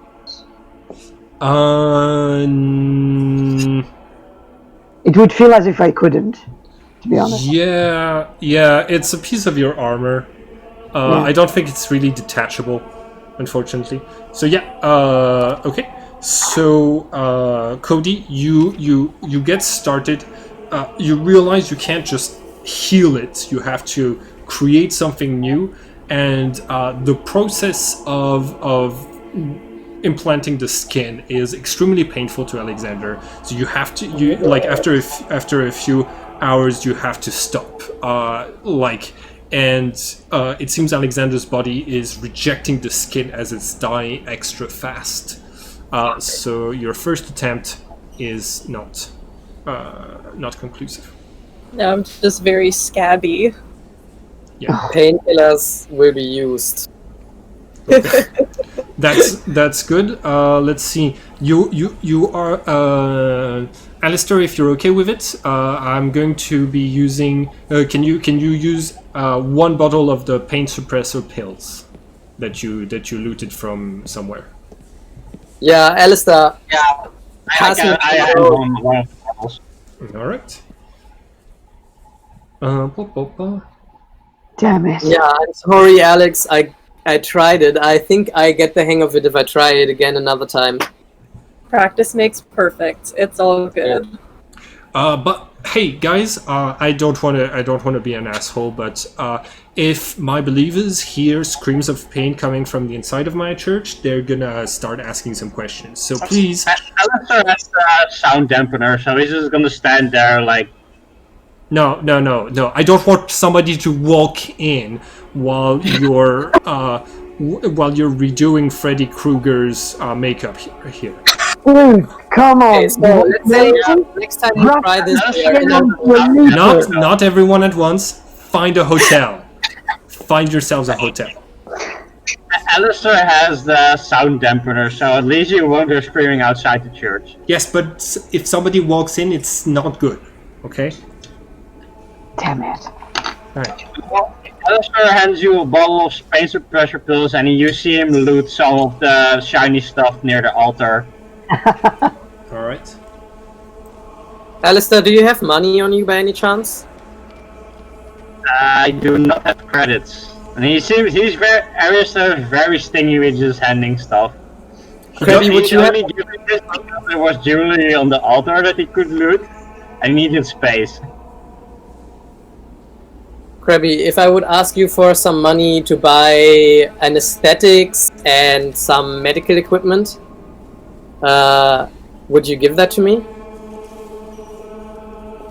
Oh, wait, what? If I would ask you to maybe give me some funds so I could buy some basic medical equipment and anesthetics so we could do this operation on Alexander in a more safe and professional way. Yeah, I'll get you some. And he starts to leave, but instead of going to the back rooms of the church, he goes outside and he yells, "The angels need medicine! Please bring painkillers and medical kits!" No painkillers. We need professional anesthetics from a hospital. And professional anesthetics from a hospital. You're a church. You're a nurse. Go and steal some from your hospital. While he does Gives this, you like one bottle of pain suppressor pills. He still has one bottle, but he does not seem to hand that over right away. He's just like, you already have a bottle. Yeah.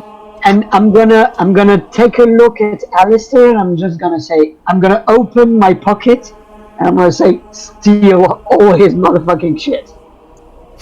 Put it in there. Invisible though. Nice. And so I'm gonna steal all the golden stuff, Okay. all that value from the church, Okay. and we're gonna leave All right. while he comes back Okay. to give us the things. All right. Well, I know my priest might not be a very nice person, but you are stealing from my church, Idris. Yeah. Yeah, we are stealing offerings to us.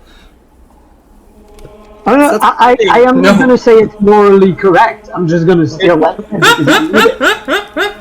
All right. Thing is, as soon as Alistair gave that pain suppressor bottle, he walked over and grabbed all the shiny things because now he had space in his armor again. Yeah. I mean, like you have space in Mitya's armor. So Mitya, you can write that. Yeah, you get a few offerings. Lots of jewels, basically, are things that people are willing to part of with for their faith. So you have a decent enough amount of money, and it only takes 10 minutes before the first medical kits and pain suppressors come through the door. Krabby is going to say, all right, tell the others we don't need any more. And he comes around and says, here, the protesters were very thankful for your help, and this is what they provided in exchange. Here you go. Nice. Thank you Looking so for much. a breathing machine, lots of like clean sheets and disinfectants, like Yep. all of the stuff that could be helpful for me for this endeavor. All right. Now go do your operation somewhere else. Yeah, very much so. Bye. And thanks. Have a nice day. All right. I gotta. I'll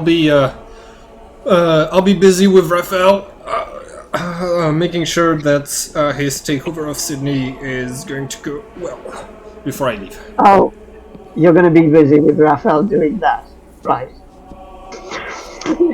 I don't even know what I'm insinuating.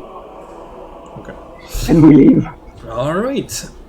So, thanks to the medical equipment, you get an extra plus 10, so you can roll for life at plus 20, Cody, to try and do the skin thing again.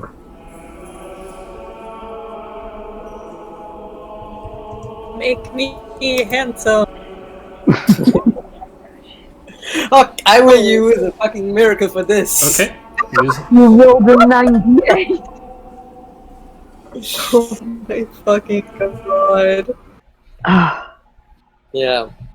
Alright. What do I have in my miracle list?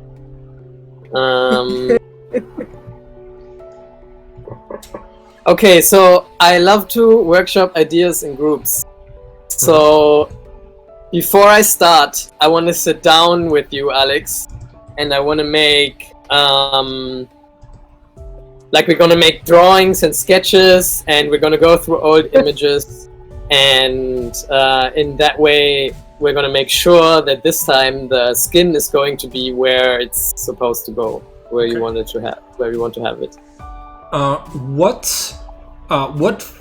What physical and visual change is applied to the universe when you do this as you love to workshop ideas as a group? Does Maybe maybe there's like so as we're doing this workshopping session with post-its and the whole game, there appears out of nowhere a book full of photos from our youth together at the North Pole, with a lot of images of all of us, including Alexander. Nice. So I notice you always use your miracles and try to make them as subtle and not related to you as possible, because I think you're trying to hide from your own character, which I respect. I honestly, in such a meta game, I might have tried to do something like this as well. So, good job. During the whole process, Meteor is just gonna nitpick, going like, no, I know that's what he used to look like. I'm just saying that if his nose was a bit shorter, that would be cooler. And who needs 2 eyes? I mean, come on, you probably only need 1. And you could have 3 arms because that's literally more useful. Yeah, but then the last one would only be skin. Yeah, just skin. Yeah. No, true. Okay, scrap the 3rd arm. Okay, 2 eyes is okay. All right. I mean, people go to the gym and get their ideal body. We can make him his ideal body. And that's it. Yeah, you could make him his ideal skin, which I don't like the ideas of the potential politics of if you get a different color. So But you could have freckles. Don't you want freckles? Freckles are kind of awesome. I give myself more scars for badassery. You want to know how I got this scar? I made it to myself A little bit bigger. So I can give myself tattoos. Yeah. Oh yeah. That's an awesome workshop. Tattoo. oh my god, Nice. There you go. Okay, semi-pain, tattoos are going to be included. What do you want? semi-painless tattoos. Nice. It's not the tattooing that hurts. It's having my skin be put back on after the tattoo was done. Oh my god. Yeah, so I'll magic it to you if you tell me what you want. Oh, I feel like no matter what I get, I have to have like a little copyright symbol with Cody's signature. That's cool. Yes. That's hilarious. Who gave me all this shit? Can you also put, like property of Team Dells or something? Nah. Reminds me. Yeah, Cody, you wear the quadrilla, right? I'm a quadrilla, yes. You That's why I never can- bothered wiping the dick off your helmet. Sorry, what did you say? You never bothered wiping that marker drawn dick on your helmet off. Oh, It's there. I think there's a good chance he's had a bathroom break since. No, he is a quadrilla, so Yeah, but I changed I changed reality at least- multiple times, so it's fun. I just realized this, Alexander. But just be glad Cody is doing this and not Alistair.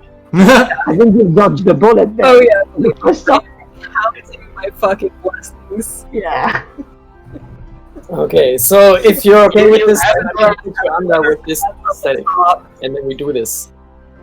yeah, that's Alright, also let's a fair fucking point. do it. You have not seen Alistair without his armor since like session 2, probably. For all we know, he's inside out too. He's Oh, masquerade. he's sort of starting to fit a mecha. Nice.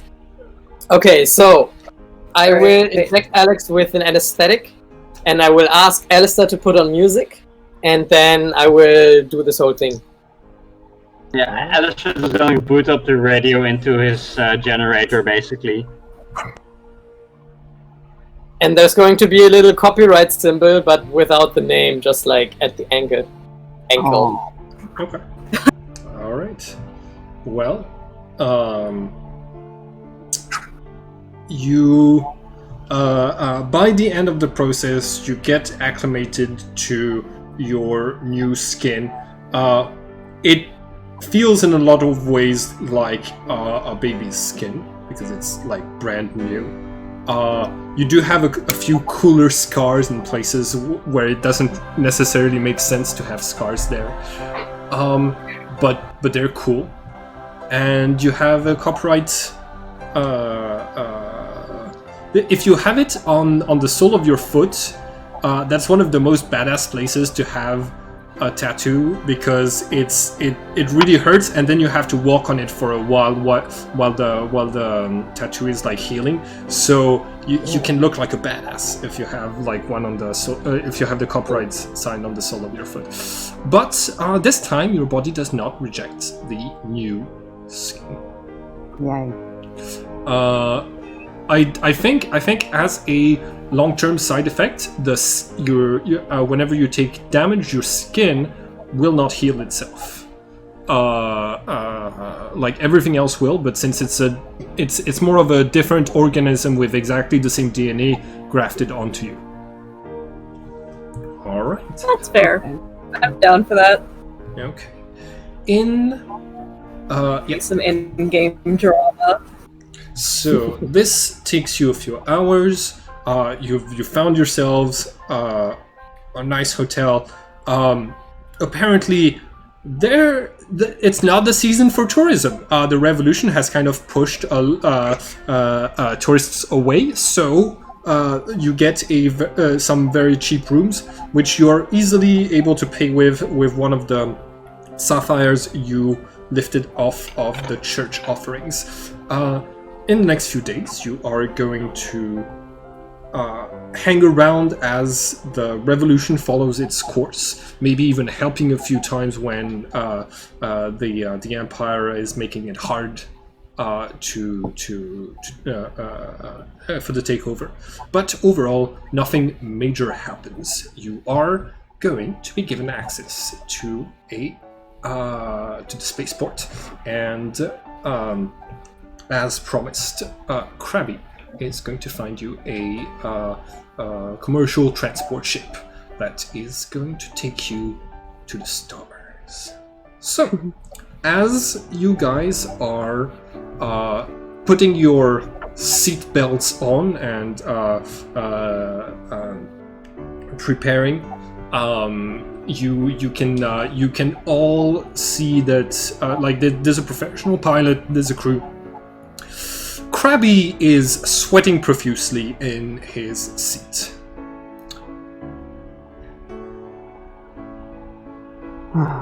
Why? What's up, Krabby? Have you ever been to space? Yeah. I've been to space. When? You know, life. When you were in Sydney, just probably What? doing the maths.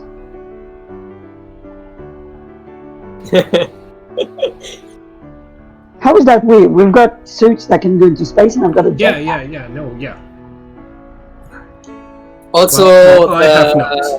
All right. the escape pods from the North Pole certainly also shot us through space on suborbital trajectories. Well, see, you know what? That makes me even more glad that I quit the resistance before you all were shot out of a giant cannon. All right. Yeah, I will agree on that one. Come on, it's gonna be okay. I have faith. God is my shield, and also a few layers of steel that separate me from the void of space and death. Okay. Mostly God. Hey, Krabby, Yes. you have got a respiloid armor. You know that. Yes, Okay. I do.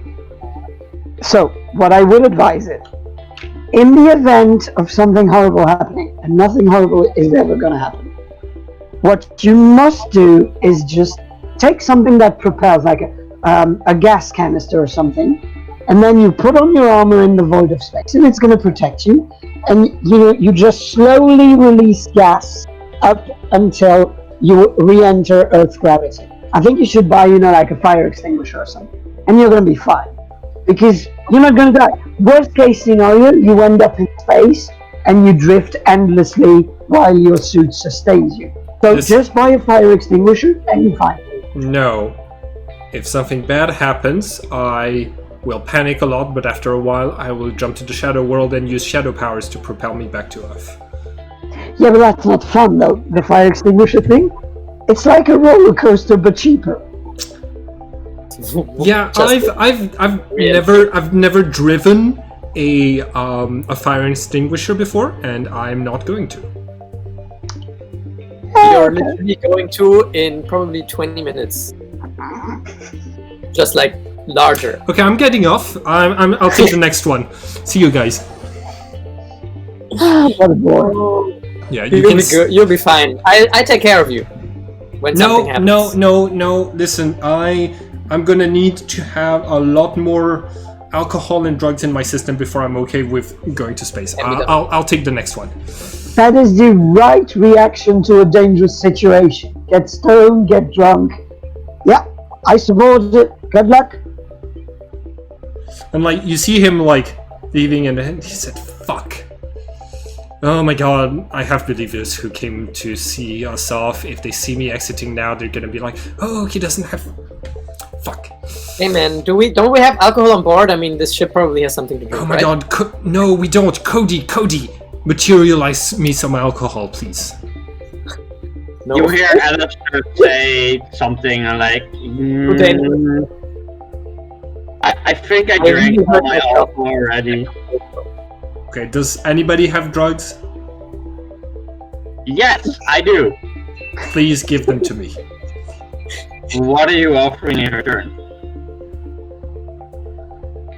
I will not yell and vomit everywhere for the entire trip. Oh, I can help you with that. Just head onto the ship, I got something. And you see Alistair walk over and you hands him one piece of candy fruit glasses. Okay. It's like, Vomit what, in space. wait, that didn't come from a pill bottle. What is that? Don't worry about it, it will make you happy. It's like, it has sugar in it. Does it have anything else? No, just get on the ship, I'll give you something else there. You guys are already on the inside of the ship at the moment. Okay, Kirby's just reluctant, like... Yeah. Okay, so you see Alistair's like, okay, just give me a moment, and he disappears. And like, while invisible, he just walks around to Krabby and just knocks him out. Okay. Because of his respirated armor appearing, you're not going to be able to do that. Punching me in the face. You see, Krabby is going to like concentrate. Oh wait, no, he can't do that. Krabby is going to radio in, and he says, "Yes, please get me Raphael." Okay, Raphael. All right, I need you to get some alcohol and then teleport it to my location. Yes, here's my coordinates.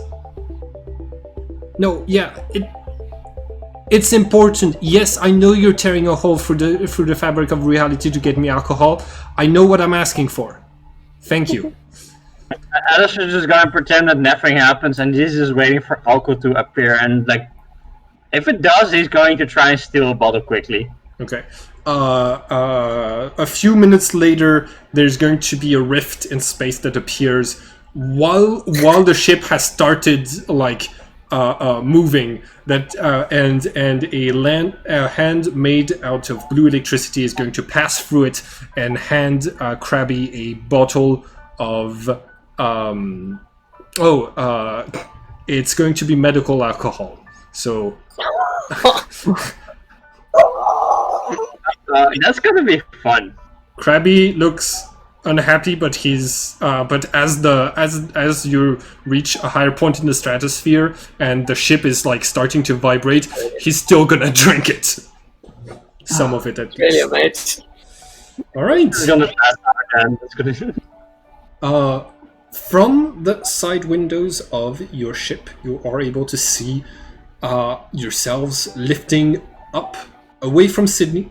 You're able to see the vast green space expanses that have grown in the past few days to cover most of the Earth and a lot of the sea as well.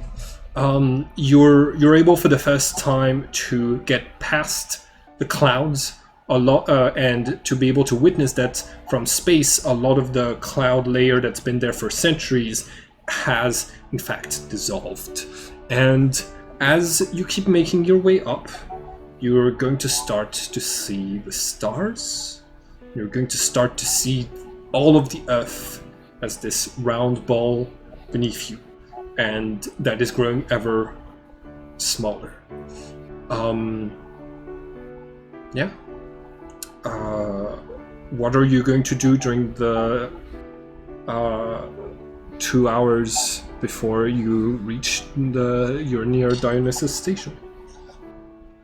Alistair's just going to walk around the ship and see where the escape pods and stuff are, or if there's something that might help him with like a parachute or something else. Parachute in space. Parachute in space, yeah. Alistair's not thinking this through. Right. Okay, can I try to help Krabby to adjust to zero gravity and like move him around a little bit and do like easy space movement exercises with him? Mm-hmm. Yeah. He is not as responsive as you would like because he's drunk. Okay. But he argues, listen, it's part of my religion. Like, right? The dude says, drink this wine is my blood.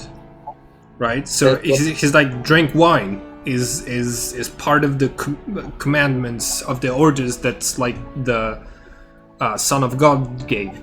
So that's why I'm drinking. And oh my god, this feels weird in my belly. Is this... Wait.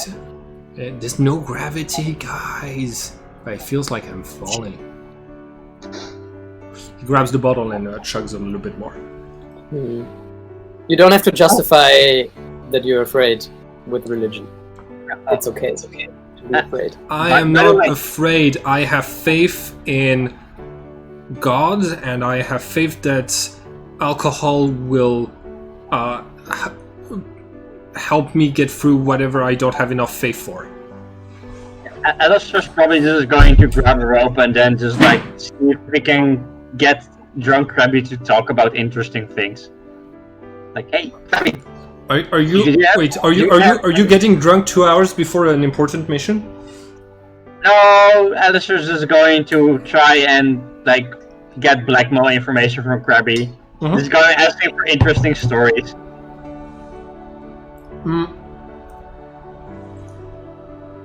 You're going to get a little bit of gossip on Team Alpha, if you want. Ooh. Yeah, that's gonna be noted down probably. Okay. So, Team Alpha.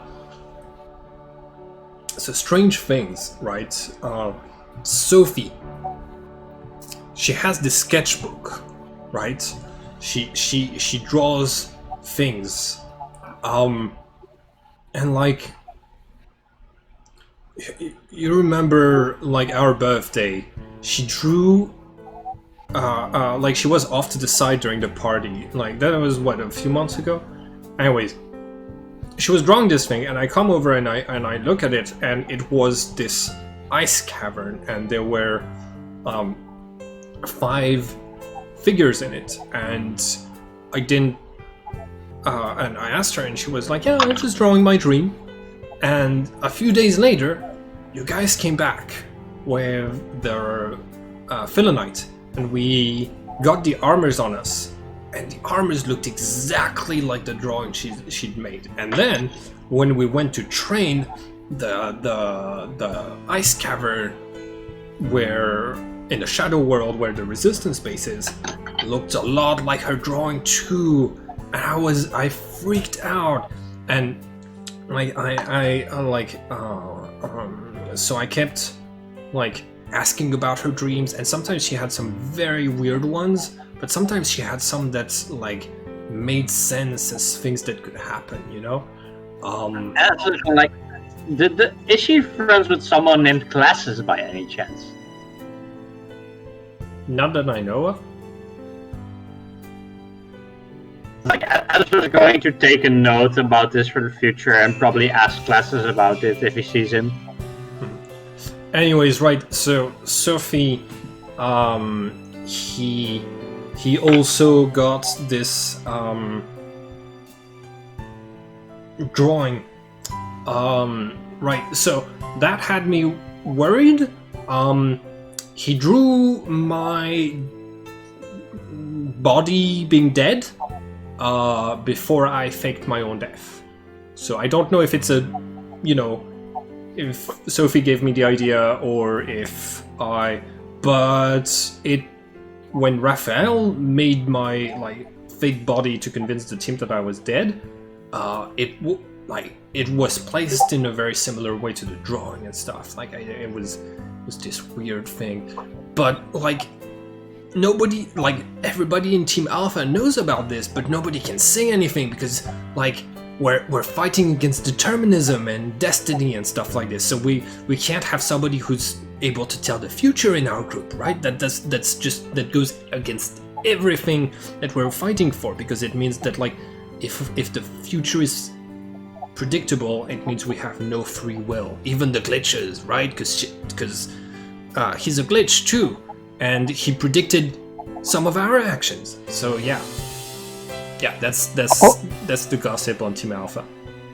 Can I, during the whole time he's saying that, can I just start drawing him going through the hole? Like a drawing of Krabby being projected onto a hole in the ship. Okay. As accurately as I can. Roll for creation, and I'm gonna give you a -10 to represent the difficulty of drawing when you're not drawing a hole. Where the fuck? We haven't established that it's a thing that you do very often, so Yeah, that's why I'm giving you a it's -10. not.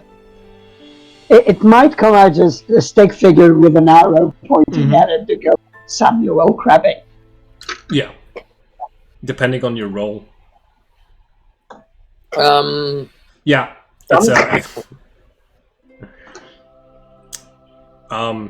Krabby is going to say, well, you know what? If I guess for all I know, you could have had a dream predicting this, but what really sells it is that Sophie can draw.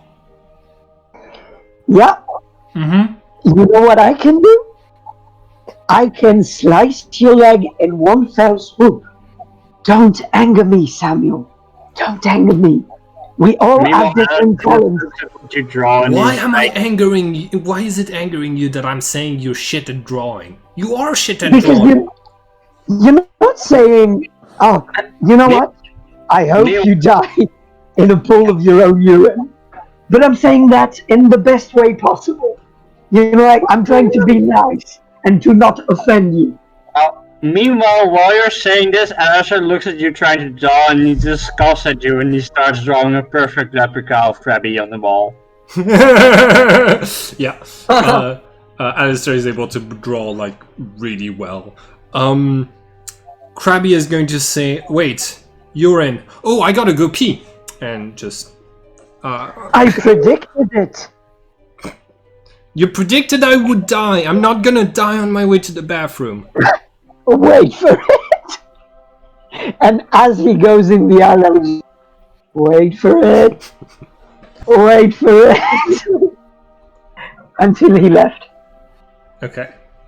So while on the inside, he's like, fuck, how do I do this without gravity? I mean, I suppose there's a specific machine there that works differently than the toilets we use on Earth. Yeah, it should be a vacuum pipe or something, probably. Yeah. There is, Cody, but I think. Oh my god, am I supposed to pee in this bag? Don't tell me you never peed in a vacuum hose before. Huh? Come on. Don't tell me you never peed in a vacuum hose before. Listen, this is not easy doing sober, and I am not. So just give me some privacy, guys. Wait for it. Just don't get puke up into the ceiling, Krabby. Right. You just pass the time as you're drifting through space, and as you are getting near the Dionysus station, they are going to cut the engines. The the pilot is going to come and talk to you and say, "Okay, I hear there's a black op happening, and I don't know anything about it, but I will tell you this: in space, things keep moving even after engines are cut. So you have 3 hours, 5 hours before we're Out of reach. Well, very difficult to reach. Okay. Krabby. Yeah. Are we is Dionysus in orbit around the moon or in orbit around the Earth and hailing the moon or something? Dionysus? Okay, well,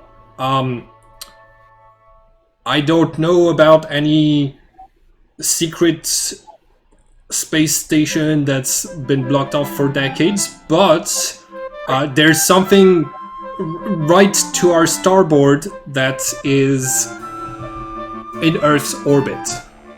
But my computer's been telling me I should not go anywhere near it.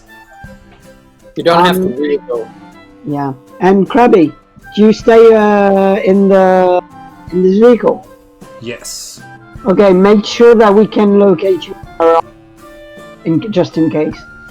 With your armor so that you can find me. Hey, listen, worst case scenario, just aim for the moon, right?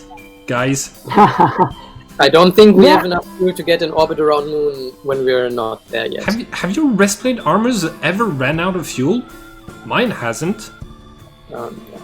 Yeah, you don't wear yours, so it's, no, okay. I'm sorry, I'm just... but, no, worst case scenario. How far is the moon from here? Approx, in terms of kilometers? Because it's not that far, is it? Okay. Earth and the moon is not that far. Everybody gets 1 immersion point.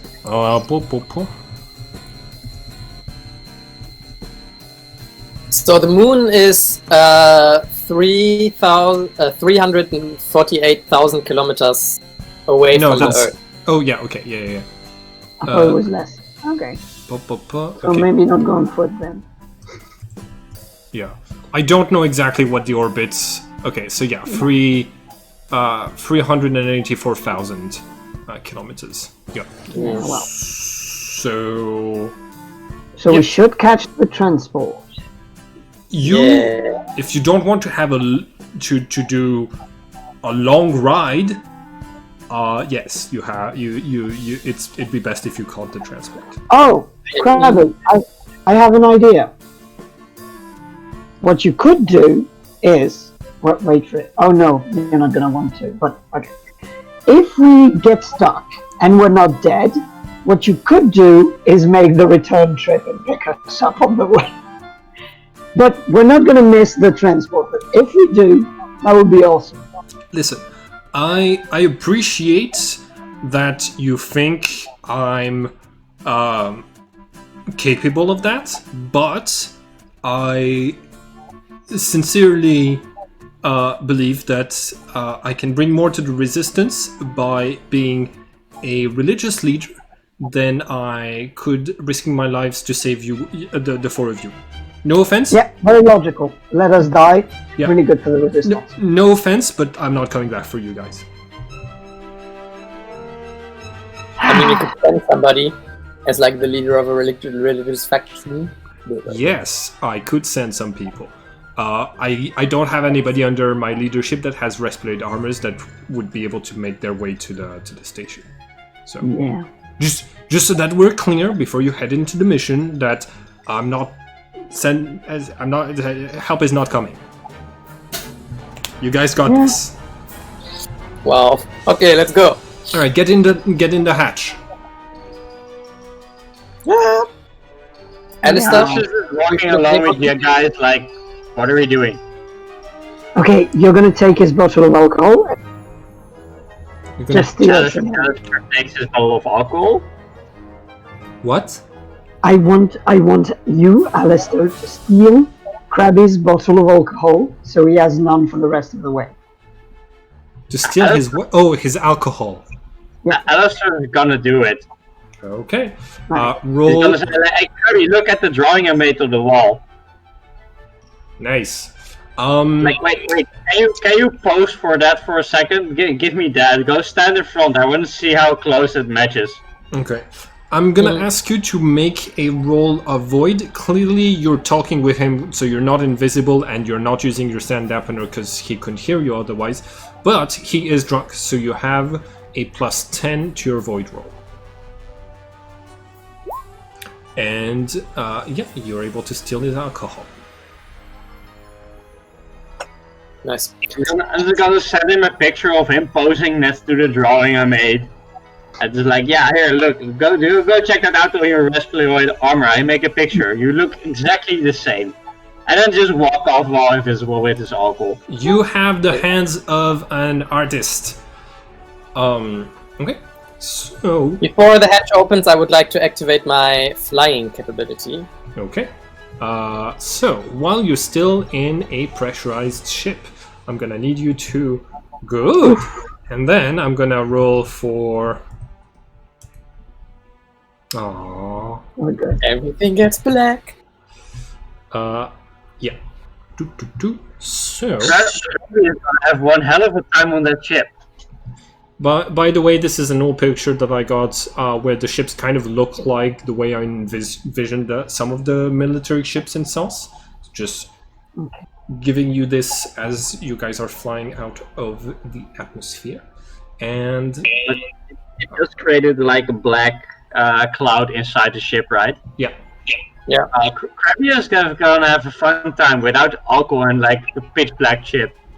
The pitch blackness is going to disappear. yeah, it doesn't last very long.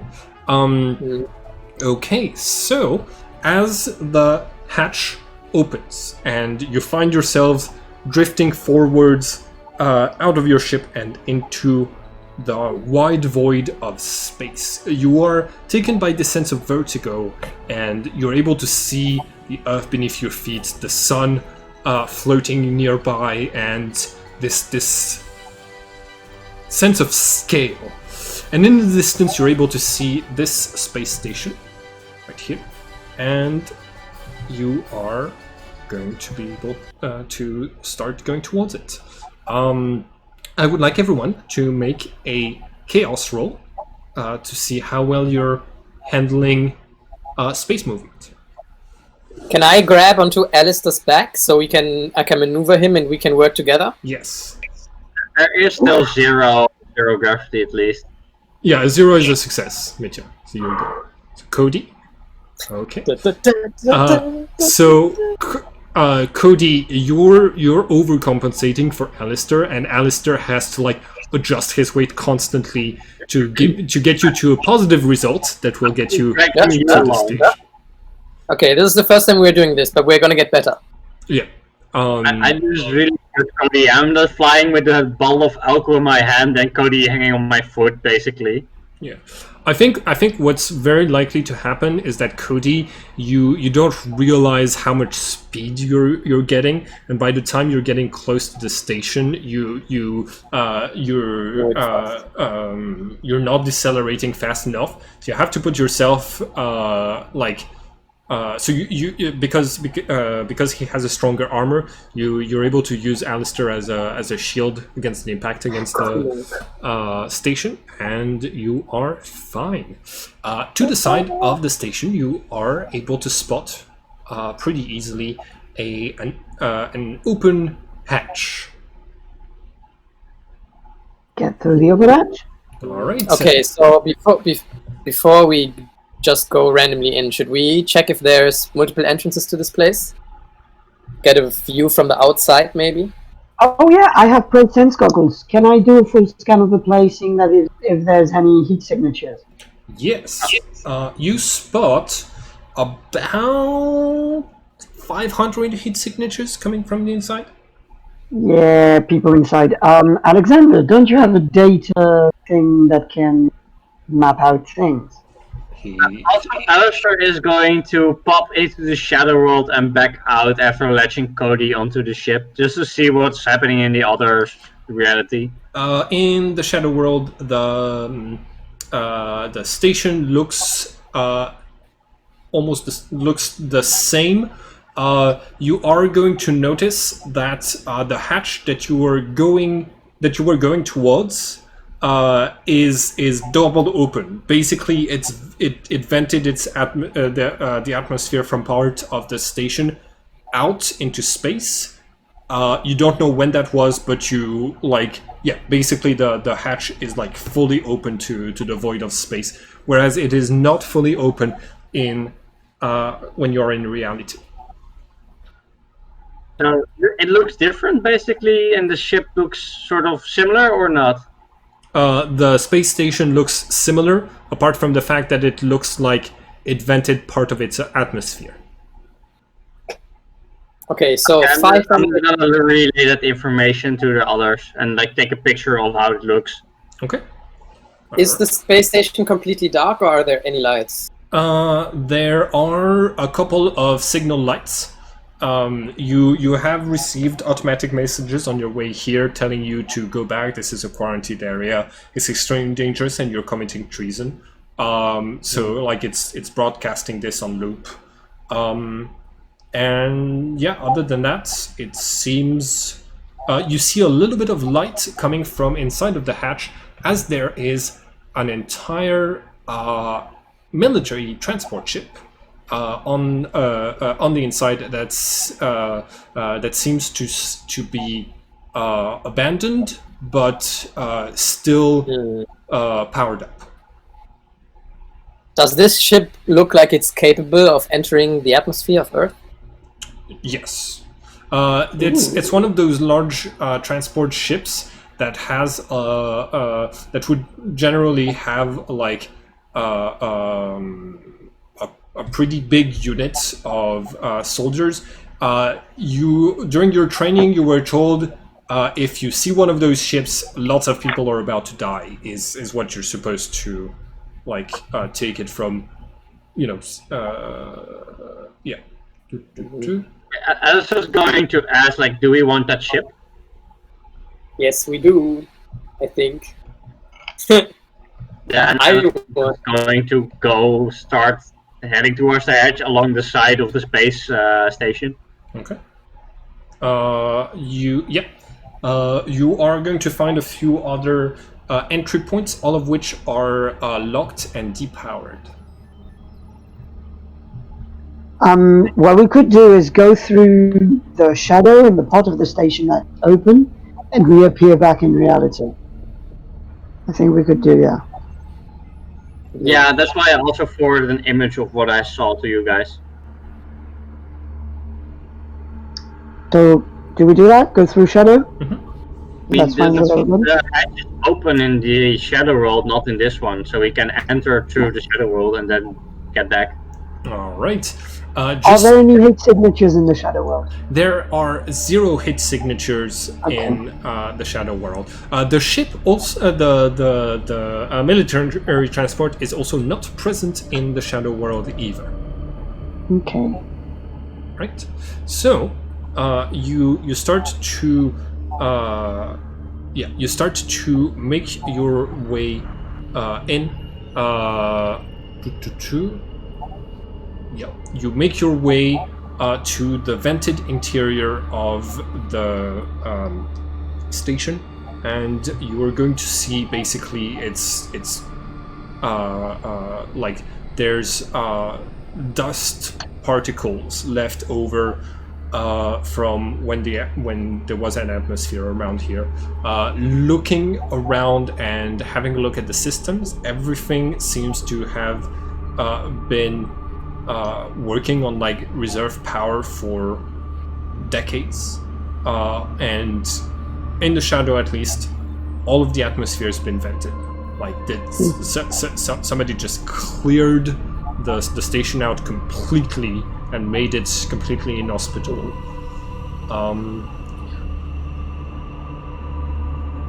I've got a weird feeling about this place, guys. I've got a feeling like I should know what this is. Should we investigate the space station first before we head to the planet? Oh yeah, that's what we came to do. No, I think he meant the military spaceship. investigate the military spaceship, I think is what he meant. Yeah, I think it would make sense to check this out before we do anything else, so we know if we could use this as an exit vehicle if we need to. Yeah, okay. Alistair would be fine just staying behind and like taking over the ship. Okay. So, you go back into the real world inside of the hangar. You're able, if you... Yeah, the place is still depressurized, but because of the rotation of the space station, you have gravity. Because it's rotating, so it's using centrifuge force to basically create artificial gravity. That gets weaker and weaker the closer you get to the center of the station. You arrive inside of the transport. It very much like in a lot of movies. There's this very wide space with seats on the sides for military to be transported in, seat belts and a lot of equipment. You can tell that they were coming in and ready for practically anything. There's crates that have machine guns. There is a four-legged transport and multiple heavy weapons. In front of each of the seats is a computer screen that seems to have a PowerPoint-like presentation that is on its last page. The page reads mission-specific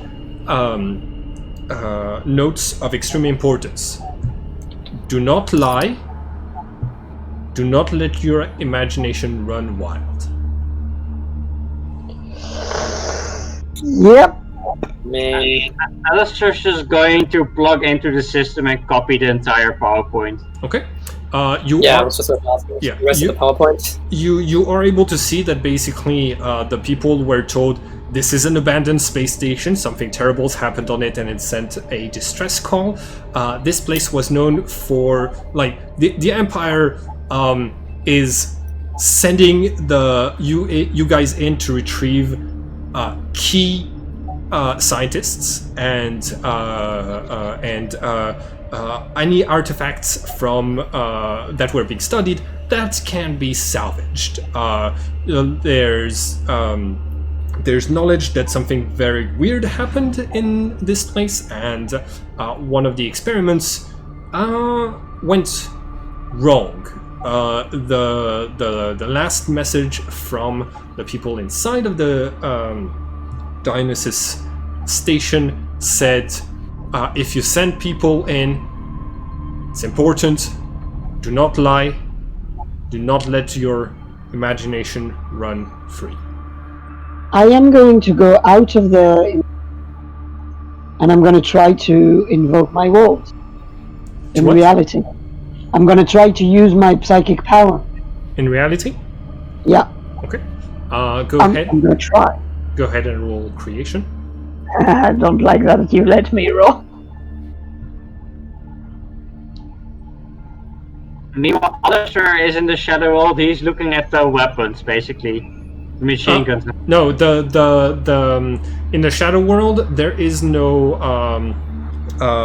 military spacecraft. In what reality are we right now? The real world in the military ship, right? In The military ship is in the real world and only there. So Mitya, you concentrate. You start to call. Which power are you calling upon? The shadow. Shadow wolves. Okay.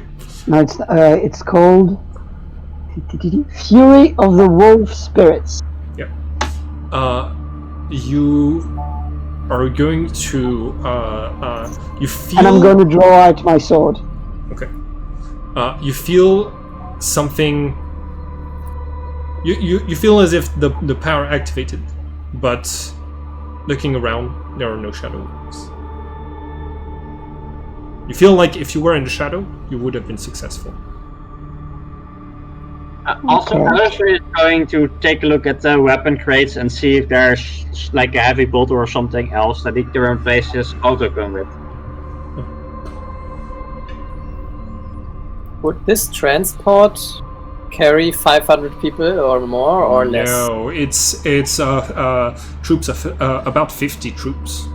Okay. And while we were while we were going through the PowerPoint, did it say anything about the star date? The star date is the star date is 50 years ago. On the PowerPoint. Yeah. And does it say that they're heading for an abandoned station, or does it say they're heading for a station with roughly 500 people on it? It says they don't know how many people survived the incident. I'm gonna, in the same way that I try to activate the power, I'm gonna do the same thing I do in the Shadow World. Annul it. Okay. Hold on. I'm gonna go back with the other. Give me just 1 second. So, as you pass into the Shadow World, you're going to hear something through your comm system, and this is what you hear.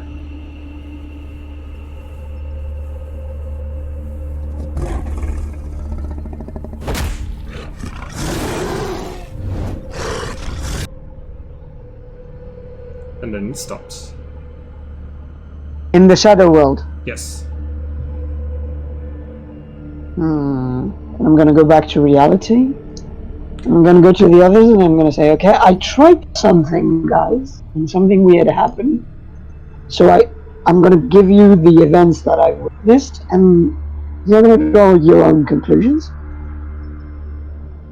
I thought that maybe the whole "don't let your imagination run wild" might be about something like in New York, about dimensions being weird. So I tried to activate the power that summons wolves that I have. It didn't work apparently in reality, but the instant I went into the Shadow World, there were some sort of beastly noises in the comm system of the base. So something might be afoot. Mitya, you check your logs, and it wasn't in the comm system of the base. It wasn't mine. In fact, you didn't receive any comms when you were in the Shadow. Okay, then, bar this, there is some weird fuckery going on. And I don't know much about it then. Oliver sounds interested, and he's like, "Oh, great! Let me check something out." And he's gonna pop to the Shadow World and see if there's like a port or something that he can plug into the main ship, the main spaceport. Yeah. Just to get some information. All right. So you're doing this in reality, right? No, like the Shadow, where the weird stuff happens. The Shadow one is. The Shadow one is completely depowered. It has no electricity running through it. Is there like some kind of backup thing that I can program? Because I do have like 2 generators, including a Shadow generator. Right. Oh yeah. So you can try to like take this out of your bag and try to plug it in. Roll for Cosmos.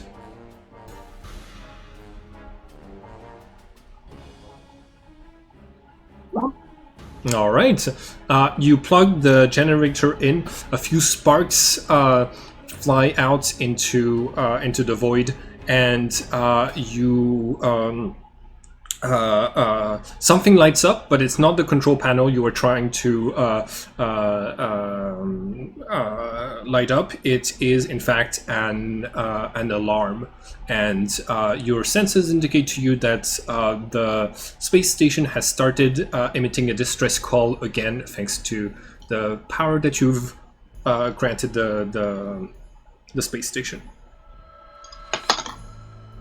I'm just going to be like really interested and see that like it's doing something again.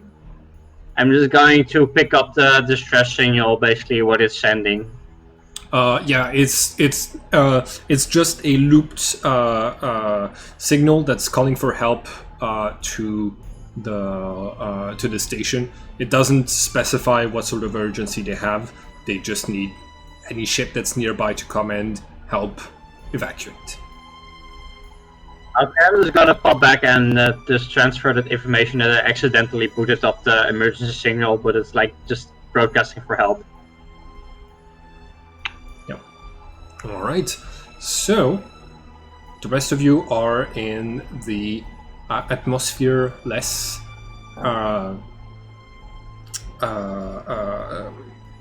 hangar in which the ship is. What are you guys doing? Alexander, how is your character feeling about the whole weirdly abandoned space station? What is your character doing?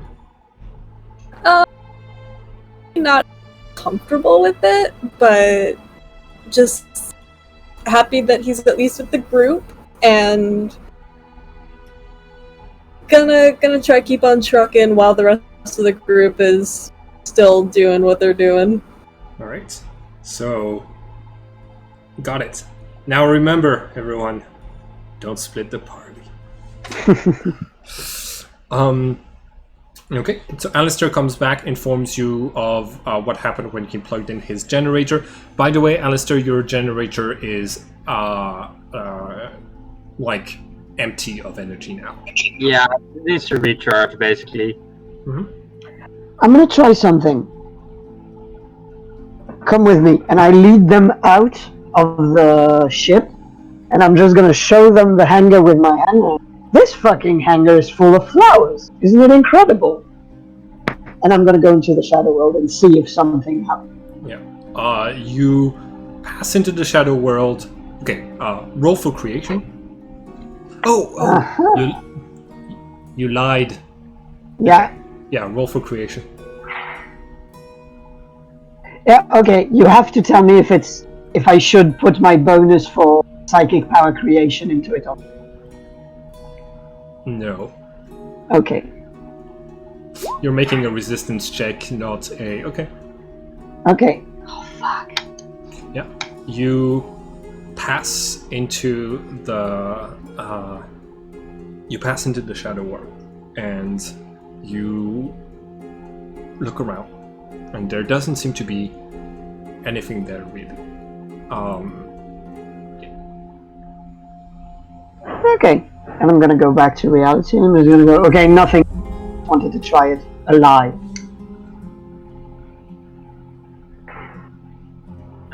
Can we just investigate the reality after we make sure they don't head off with this ship that we need? I think, Cody, you are muted. Yeah. Did you try to talk? Sorry. I think if somebody wanted to leave with a ship in the 50 years it has been here, I think there's something afoot, and the people in the space station have no interest if they are people, which is not Yeah, sure. that's the question. Because if there would be people, they would have probably, or if they are conscious people, they would have at least contacted us, like getting here. And then the space station wouldn't be called abandoned also, right? Okay, and in that case, I was just going like, alright, what are we waiting for? Do we go in? I would like to check out the bridge of this ship first and make sure we get it up and ready so we can bail if we want to. All right. You go up to the ship, and it is fully operational. But being a military ship, it has some complex access codes so that nobody can just up and steal it. It's from 50 years ago, right? Yes. 50-year-old. Alistair is going to just plug his power socket fingers in and like try and just hack it. Okay. The difficulty is -20 to try to hack into this ship. So go ahead and roll for Cosmos. What do I roll for it? Cosmos. Oh. Yeah. Void. I'm just hacking into it. I mean, my technology is 50 years more advanced, probably. No, your alien technology is far more advanced. It's not just 50 years, but it's also not like...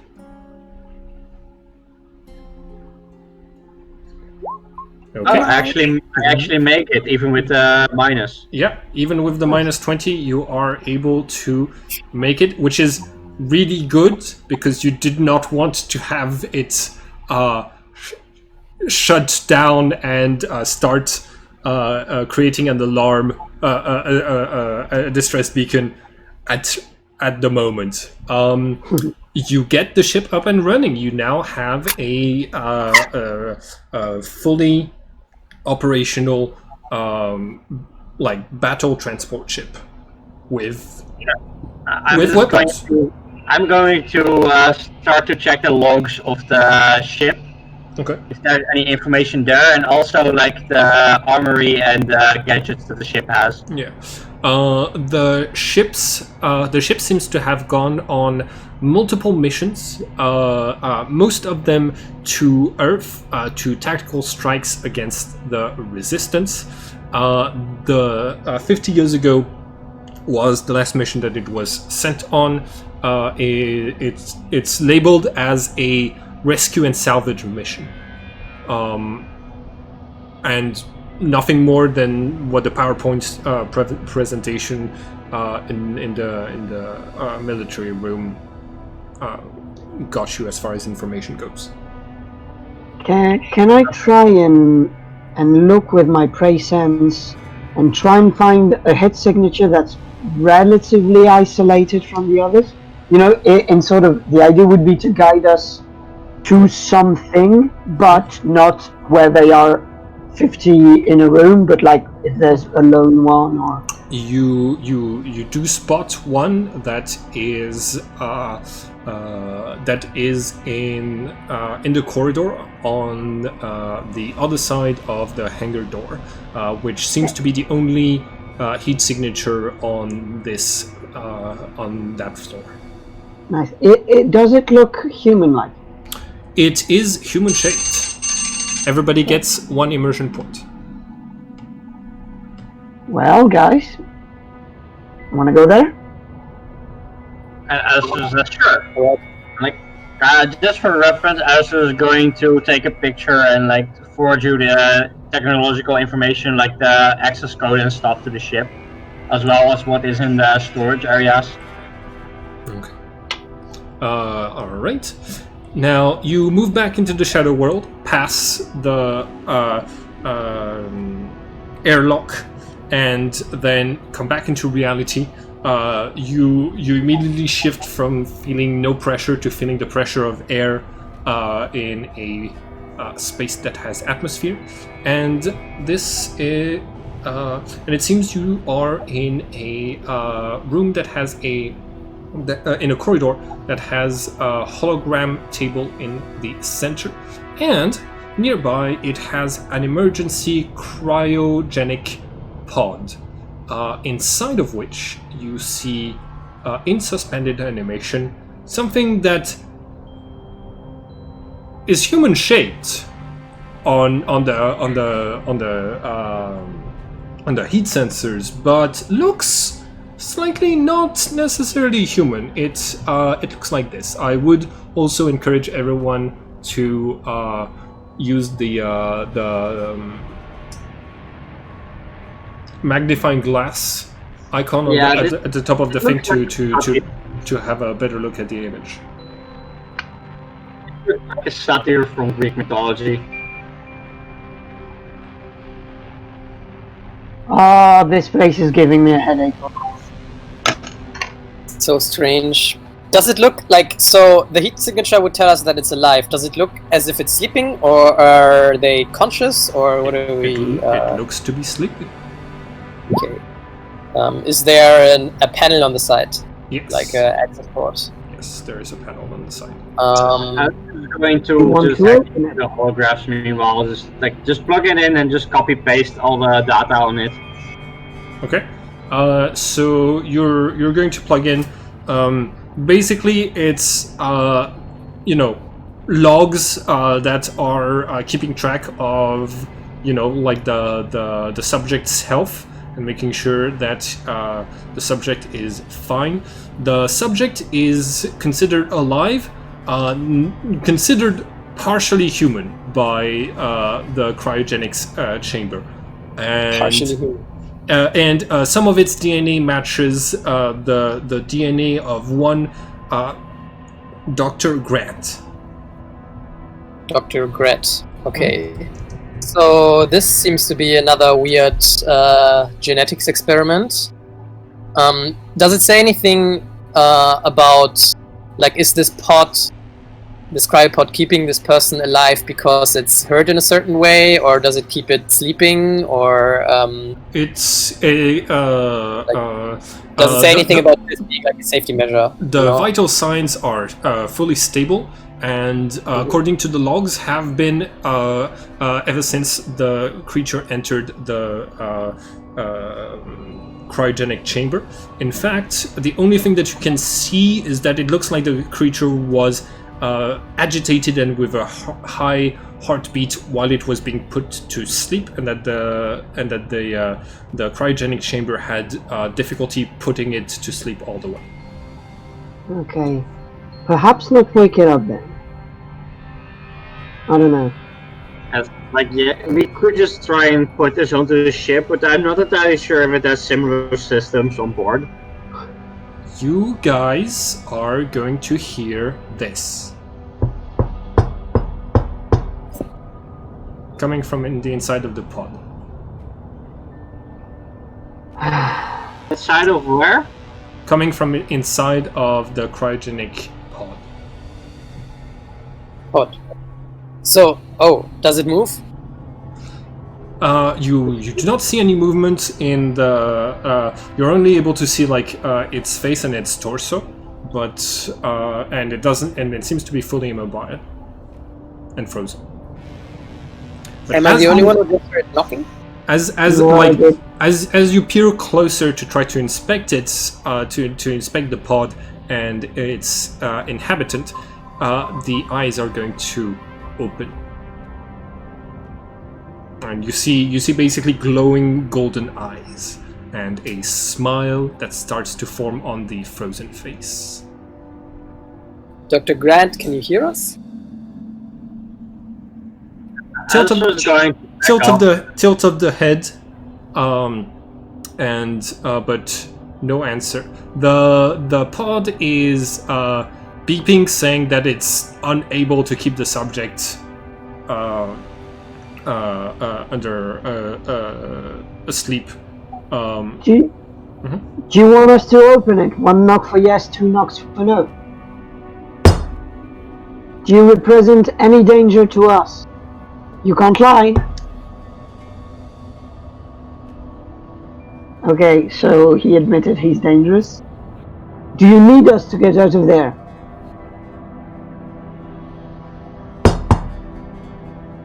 Do you need us to get out of there today? You see a sort of semi-exasperated look, and then he's going to move his head back and starts bashing it against the glass of the pod, which against his horns actually breaks, and he's able to extend his hand out and starts and like tries to reach for the buttons of the pod. He's having trouble reaching it. Guys, little help, please. Yeah, I'll do it. Just Okay. put your hand away. Mimo invisible and he's looking into the hallway. All right. Hi. Hey, welcome to my station. I'm Dionysus. Thank you, guys. I really appreciate you believing in me. That gave me enough energy to come back. All right, cool. Let's get this party started. And he starts heading directly for one of the for a door, basically. Wait, Dr. Grant! Explanations! No. I am Dionysus. And you are?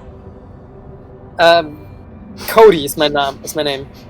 Wait, I smell alcohol. Is there someone invisible with alcohol here? Alistair just places the bottle on the floor and he backs up, so the bottle's gonna appear out of nowhere.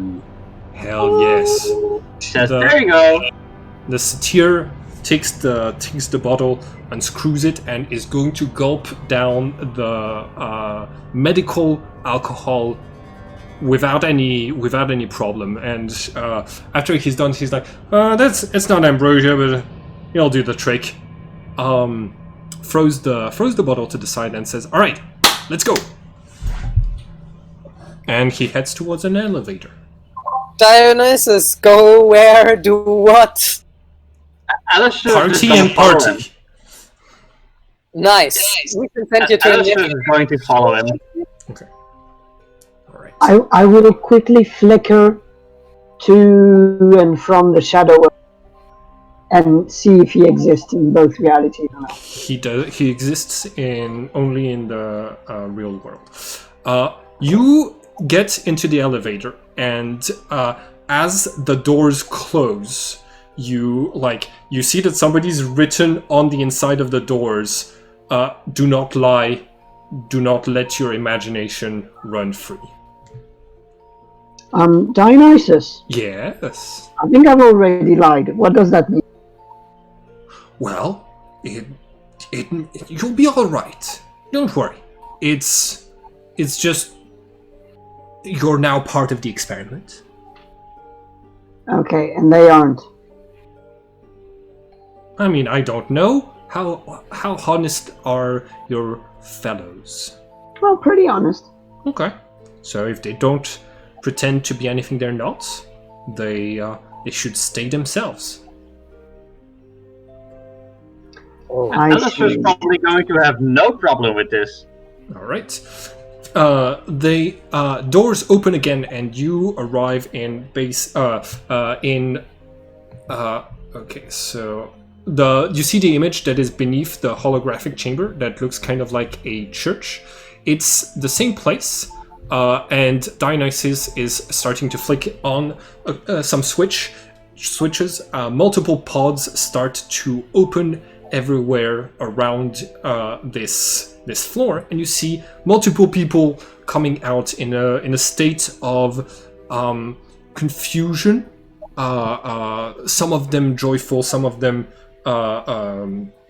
afraid, and some of them are dressed in a very strange way, like they're wearing theater costumes. One of them is mumbling some lines that seem to be coming from like an ancient version of the English that you speak, and Dionysus is starting to basically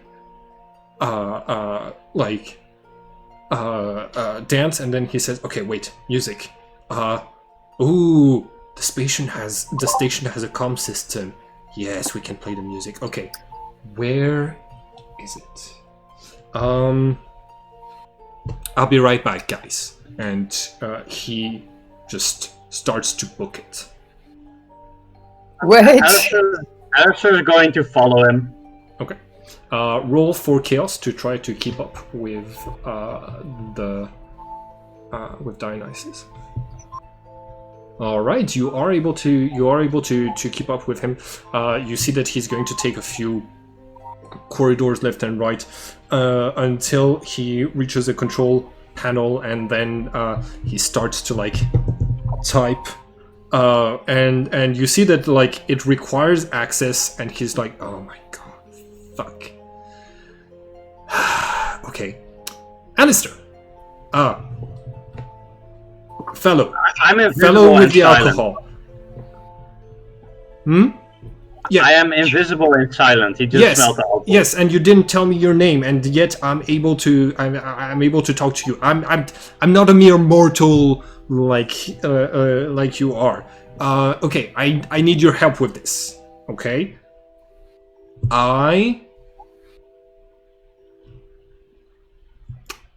there's a chance I might You are forget. falling- Wait, You are hold on. falling away. Hold on. It's very, very important that you do exactly what I say. When I after I unlock this control panel, you have to force me to say, "I am Dionysus, god of wine and theater." Got it? Alistair's just going to record him. No, you have to force me to say it then. Okay? Alistair's just going to be confused, and he's like, I recorded it. Okay. Just, dude, I'm counting on you, okay? You want a party? You're gonna have to do what I just told you. He rummages in his pocket, and he's going to draw a security card. A security card that has a picture very similar to him, but without the horns and the pointy ears. And he sighs and he swipes it. And when he does, his body completely changes back to a human that's just going to be... Oh my god.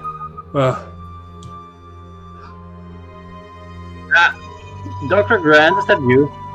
Yes? Sure, can you humor me for a moment and read the sentence out loud, and Alistair is going to just, like, play the sentence? No, I'm not going to lie and pretend to be something I'm not. That would be a terrible idea right now. Who the fuck are you? Well, don't worry about that. Like, I just followed you. You were something different a while ago. You had horns. Where did the guy with horns go? His name was Dionysus. I messed up.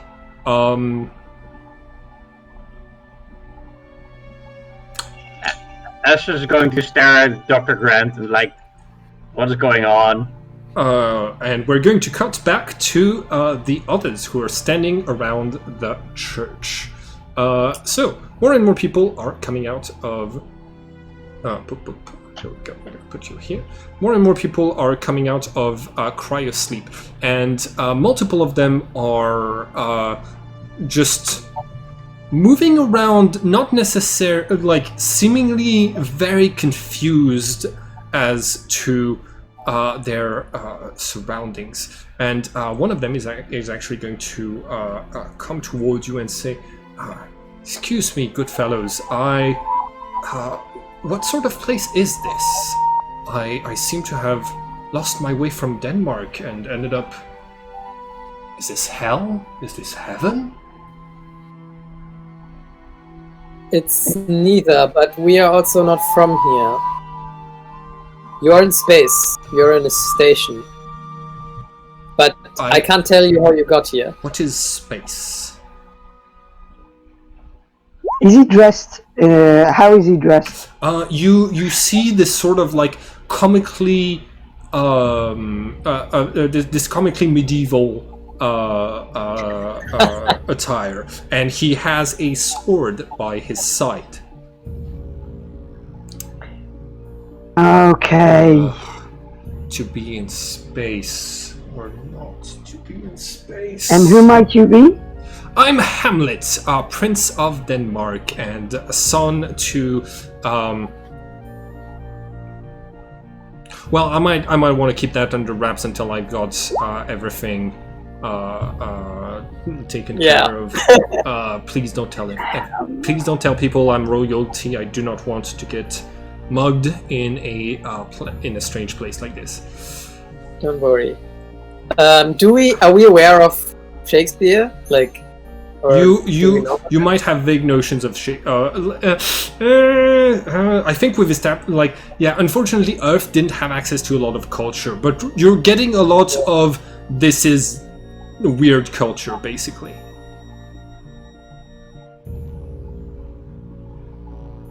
I'm just going to assume that he came here from the past. I don't know any better. Okay. Is what Alistair saw available info to us or not? Is? Because Alistair recorded what he said. Yeah. You know? Yeah. Do we know that at that point or not? I don't think Alistair would have shared it with you. Yeah. You don't, and you don't necessarily have time to. I sent them the recording of what happened. Okay. All right. So it takes you a little bit. When we receive it. Mm-hmm. It takes you a little bit of time just to review what he's done, but you do see this all the way to the current moment in the conversation. And Alistair, the Dr. Grant is saying, all right, for now. Escape pods, we're on floor 21. Escape pods are... Alright, there's gotta be one this way. And like he basically just keeps moving away from the church where you were before, and he's going to take an Alistair is going to stop and like, hey, hold up, you owe us an explanation. No, I owe you a rescue. I promise you, whoever you are on the inside of this, I'm gonna get you out of here, okay? It'll be fine. Can you explain us what's happening here? Okay. I need you to say the sentence, I am a reasonable individual who will understand what is explained to me. Alistair says no. I want you to tell me. And what's going on? Where's the control panel for this? You see Alistair is going to walk up to the control panel and like say, can you log into this? You have the card thingy. Do I need that to log into here? Yeah, hold on. Do me a favor and log in. Yes, I will. Okay, so he swipes it and it opens the control panels for the escape pod, and he says, oh, the entire station is on lockdown. Yeah, Alistair is he plugged into the system and he's just copying the credentials of the ID card, and he's just trying to get into the logs and download the information. You're downloading Dr. Grant's card. Got it. Oh, please don't use it. Okay, Dr. Yeah, Grant. Alistair is bothered about like not getting into place, so he figured he just copy paste basically the core command key, and he's just hacking into the entire system of the base now. Yeah. He has too many questions and he has no patience to like think about it, so he's just looking it up. Wait, why do the logs say we're in 1019? What day is today? Don't know, but the last recording that we found was from 50 years ago. You were all in pods, so... Oh no. Oh my god, my daughter's gonna be so old now. Okay. Oh fuck. You've been out of the loop, buddy. What? Alistair just forwards the information and he's like, guys, can you send someone over? I can deal with this guy. This is too complicated for me. I don't want to bother with this drama. I think we should join him. Yeah, Mr. Hamlet, we are going to find more information about this. Until then, maybe stay. Do you want to come with us, actually? No, my good fellows. This building over there looks like a church. I will go and find peace and salvation in the house of the Lord. It's the only place that looks familiar and safe to me. I bid you a good existence. Cheers. Okay. Alistair is going to wait till one of you shows up, and then he's just probably gonna wander off somewhere. Okay. He did record all the stuff that happened on the ship because he was in an unfamiliar place, so you do know the route at least that he took. Okay. Alright, so you are, by the time you get to Dr. Grant, he is looking at his ID card and saying, my name is Dr. Harris Grant. I am, but at this point, 104 years old. Okay. My name is Dr. Harris Grant. Dr. Grant. Yeah. Well met. Oh my god. Okay. Who are you guys supposed to be? We are fighters of the Resistance. right? Yeah, Hello? yeah. You've got space armors that do. No, wait. Let me guess. Okay. They have magical properties. Okay, wait a fucking second. Now, we are not from this space station. None of us have lied. We're just who we pretend to be. We want to get the people of the space station out of it just as you do. Yeah. Listen, dressed the way you are with those high-tech armors, I understand what's happening. You're right. You're not from this space station. No, Doctor. Look, you can't use the same logic you use with friends over there. I understand that if we lie about something, we become it. I get that. I know what the situation is. We have all seen it. We have understood it. It's not lying. It's not just lying. It's running our imagination. Okay, it's what the rune does, I think, is that it makes us. It allows whichever character we're pretending to be to possess us and to transform our bodies. That's why lying is not a good idea. That's why I was. That's why my friends have been scribbling it everywhere. Oh my goodness! Alistair seems to think really hard for a moment at this. Oh my god! And so Alistair just asks, "What if I want to be immortal?" No, don't. Alistair, don't start. If you, that's how it started. A lot of us were studying the phenomenon, doing plays and things like this, and then some people started deciding they wanted to become their better selves, and telling everyone they were honest, good folks, and things like this. And I got angry at someone who I know to have been a heavy smoker her entire life, and I got mad at her, and when she said she'd never smoked a day in her life, and I said, yeah, and I'm the god of wine. I pretended to be the god, after which this station is named. Oh boy, I lost 50 years of my life because of that sleep. Oh my god.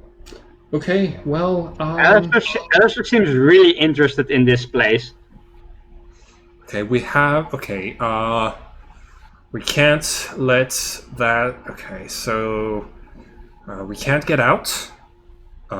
We need. No, it's destructible. God damn it! We can't turn it off. Dr. Grant, speak in plain English to us. We don't really know a lot about the station. Okay, all right. I'm. You look like whatever fiction you're from. You're the good guys. You seem to be very helpful, and you want to help me out. I'll give you the benefit of the doubt. Okay, we are in the Dionysus space station. This place was tasked with studying forbidden technology of the Cell. They're a unit of people who understood narrative laws and narratives in general to be a supernatural magical force that influences everyone. And we activated one of their artifacts, something called a Rune of God, and it has since started to make everyone truthful, in the sense that they are whatever all of us say we are, whatever we pretend to be in this place. And so characters have been started to take over the individuals. Since we were studying the arts and narratives and theater and everything like this, we had a few plays, and at first we didn't notice. We just thought the actors were just very deep into their roles, and I was just gonna say, oh, I am very chaotic, and probably nothing is going to happen because it's true. Just don't make statements about yourself. You don't know which ones might not actually be as true as you think they are. Believe me, I don't remember much, but what I do remember about being not myself is, oh my god, it's so weird. I was a different. Oh my god, I was so horny all the time. Well, And drunk. Okay. Alistair's gonna go like, I can turn invisible and you see him disappear. No, stop doing that. no, he really can do that. Doesn't have to say it. Okay, all right. Well, that is okay. Yeah, that really confirms it. Like that technology does not exist in the Empire.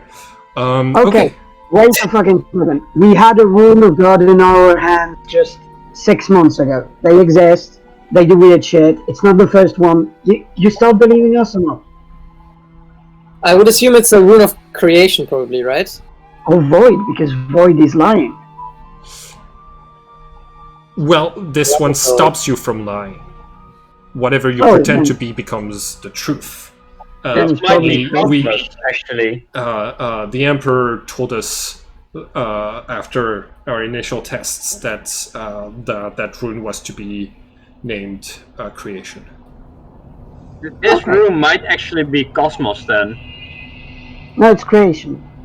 Mythos just said it's creation, and he knows everything there is to know about. Okay, so you guys know about the where did your sci-fi where did your armors come from? Like That's probably an artifact of the same cell you were talking about, or something. okay. We're not too sure. So, okay, hold on. You have cell technology on you? That's cell tech. Okay, listen. We don't know. Oh, you don't know. Oh, okay. Have you?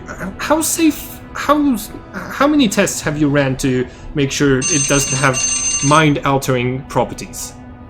Tell me you ran at least one. The Alistair just said I've been experimenting with the armor, but like it seems to do whatever we want it to. It adapts. Okay.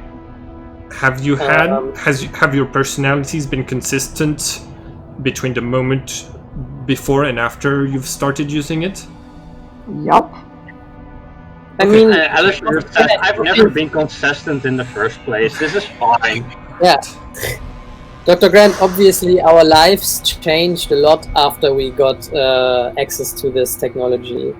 I think we all changed in our ways, but I think that was a gradual process more than a controlled one, especially knowing that because I don't wear this armor anymore. Right. Yeah, you're okay. You don't have any armor on you. I thought you were the most normal one. But okay. All right. Well,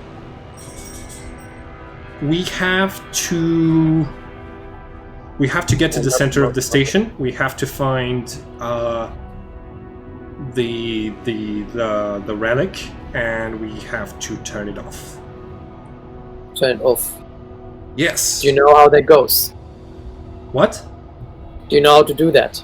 Turn it off. Well, I know it's indestructible, but we had to plug it into, the director of the station had to plug it into something to get it to activate, so it maybe unplugging it might work. Okay, there's just a major problem. The director of the station became very strange very quickly, and he reprogrammed all of the doors to the central parts of the station to be quotes from famous plays. Their vocal passwords. And so Alistair is going to go through the entire log and just see what doors he's talking about and if anybody used them. What? Alistair is going to look through the logs because he has access to the entire ship now. I mean, he's Okay. just gonna go Okay, back so through the hold on, logs hold on, and hold see on. if anybody is doing it. You copied his card. Now, thanks to your respirated armor, you should be able to connect to the device. It's a terminal. Yeah. Do you put in Dr. Grant's code? I'm just going to try and get as much information from the system as I can. Do you put in Dr. Grant's code into the machine? Not yet. Okay. I first only try to see what kind of prompts it gives if I plug in. Okay, yeah. If you plug in, you're able to access basic systems like turning the lights on and off in this corridor and viewing some of the public ship like logs of the station. Everything that is research related is is password protected. And then I'm going to bypass that with Grant's password, basically. okay. See what parts it gives me access to and which it doesn't. So you input the Dr. Grant's card code, and the menu prompts you with an option. Dr. Grant, is this you? And there's a yes button and a no button. You fell away for a second. Okay. The screen prompts you to prompts a question that says, Dr. Grant, is this you? And there's a yes button and a no button. Alice is going to just start this, and he's just going to say the card belongs to Dr. Grant, yes. Sorry? So like access code is Dr. Grant, yes. Okay. Like, it does not respond to vocal command. You guys are... Alistair is going to press yes, basically with fully believing that because he has the access code, it qualifies as signing in as Dr. Grant. All right. Not that he is specifically Dr. Grant. Okay. You have this weird sensation. Now, you might not have... Okay, do you have your armor on in that moment? I still have my armor on. I'm using the mechanical plug-in things. Right. Do you have any? Do you have any everything on, including helmets and stuff like this? My entire armor, basically. Okay. All right. Then yeah, I'm using mechanical, so I just have like the input system. All right. In this case, I need you to make a creation test.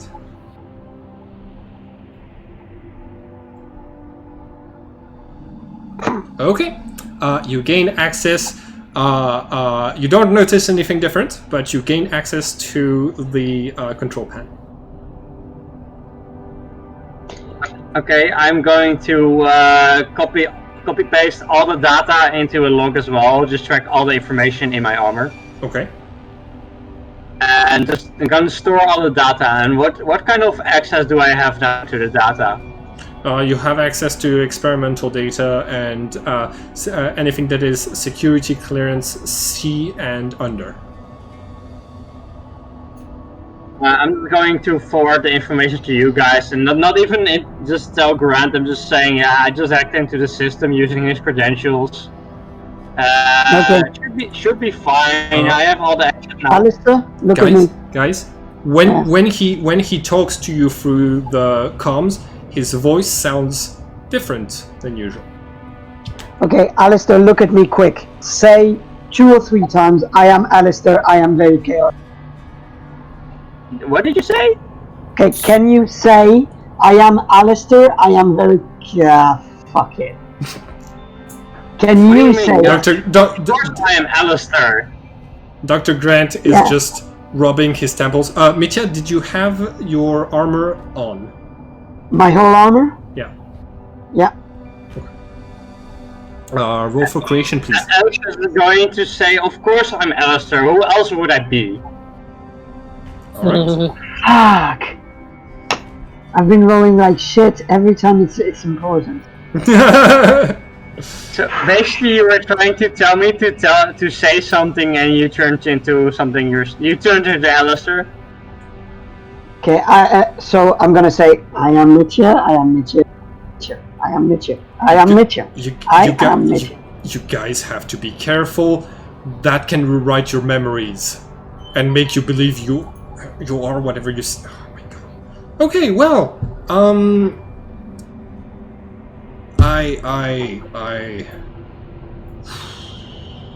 Well, Alistair's just gonna proceed. Alistair's is going to proceed with the thing after saying, "Of course, I'm Alistair. What are you talking about?" And he's just gonna continue with the system. Basically, I came to the system. Okay. You see Dr. Grant looks down at what he's holding in his hand, and it's the remains of the medical alcohol bottle, and it still has a little bit of liquid in it, and he seems to be heavily considering it, and he's gonna take a gulp and be like, oh, that's fucking terrible. I don't remember that tasting. Oh my god, how did he do it? That's a real drink. Yeah. Okay, so where's the room? How can we get it out of here right now? Where's the what? Rune? It's The at the room. center of the station. Floor 1. Okay. So, what about the famous passwords? Let me guess. You have to say you are something in order to be able to pass through a door. No, but saying the quotes still turn you into the character. Fuck. Alistair's like, yeah, I should be fine. I mean, we have Dr. Grant. Shouldn't he be able to pass through? Otherwise, can't we just brute force it? This is all 50-year-old technology. We'll be fine. Alistair, do not use the doctor's credentials again. That is just asking for trouble. Why? You saw that worked, and the doctor doesn't even notice. Until you Yeah, probably just pulled in, but... You know what? You know what we're going to do, Alistair? I have a plan. We're going to go through the doors, and you are going to say the quotes. That's going to be fun. Sounds like a plan to me. Good. Then let's do it. Nice. And Alistair Okay. is like, what is the research experiments about that were happening that I have access to now? Okay, so you start to look through the logs, and you can see that basically there were a ton of experiments. So some of them were station-wide, like for example, from what you can see, there was a double-blind experiment that had basically some of the people had the station under this strange form of management, and they were trying to study how the narrative of government has an impact on people. So basically, they had different they changed power structures throughout the station multiple times, even sometimes going into full monarchy-like power structures to observe the changes. Sometimes you can see a lot of experiments that have to do with how pretending to be a character changes the brain, and a lot of experiments have to do with old artifacts from the cell whose properties are very mysterious. But that seems to be the types of experiments that you have access to. Most of them are inconclusive. You can see that the experiments are ranked in terms of the people who had access to them could vote, could say, hey, this was an interesting experiment. They could upvote it or downvote it. The one that is the most upvoted by far is the experiment on activating the rune by plugging it in. Seems to be the one that has yielded the most results. So how many relics were there basically on the ship? Hmm? How many relics were there on the ship? From what you can tell, there were about 5. Okay, I'm gonna just pass that information on. And also, were there like camera logs of the area? And I'm assuming yes. Sorry? I'm assuming there were like camera and voice logs of the area as well. Yes, there are cameras. Are there any those specific mentioned doors? I'm also going to take note of important personnel around the base, basically. Okay. But mostly, like, just checking if there's anything near the doors. Okay. You know what? Okay, and like you start to make your way towards the center, and you're going to come across one of those doors.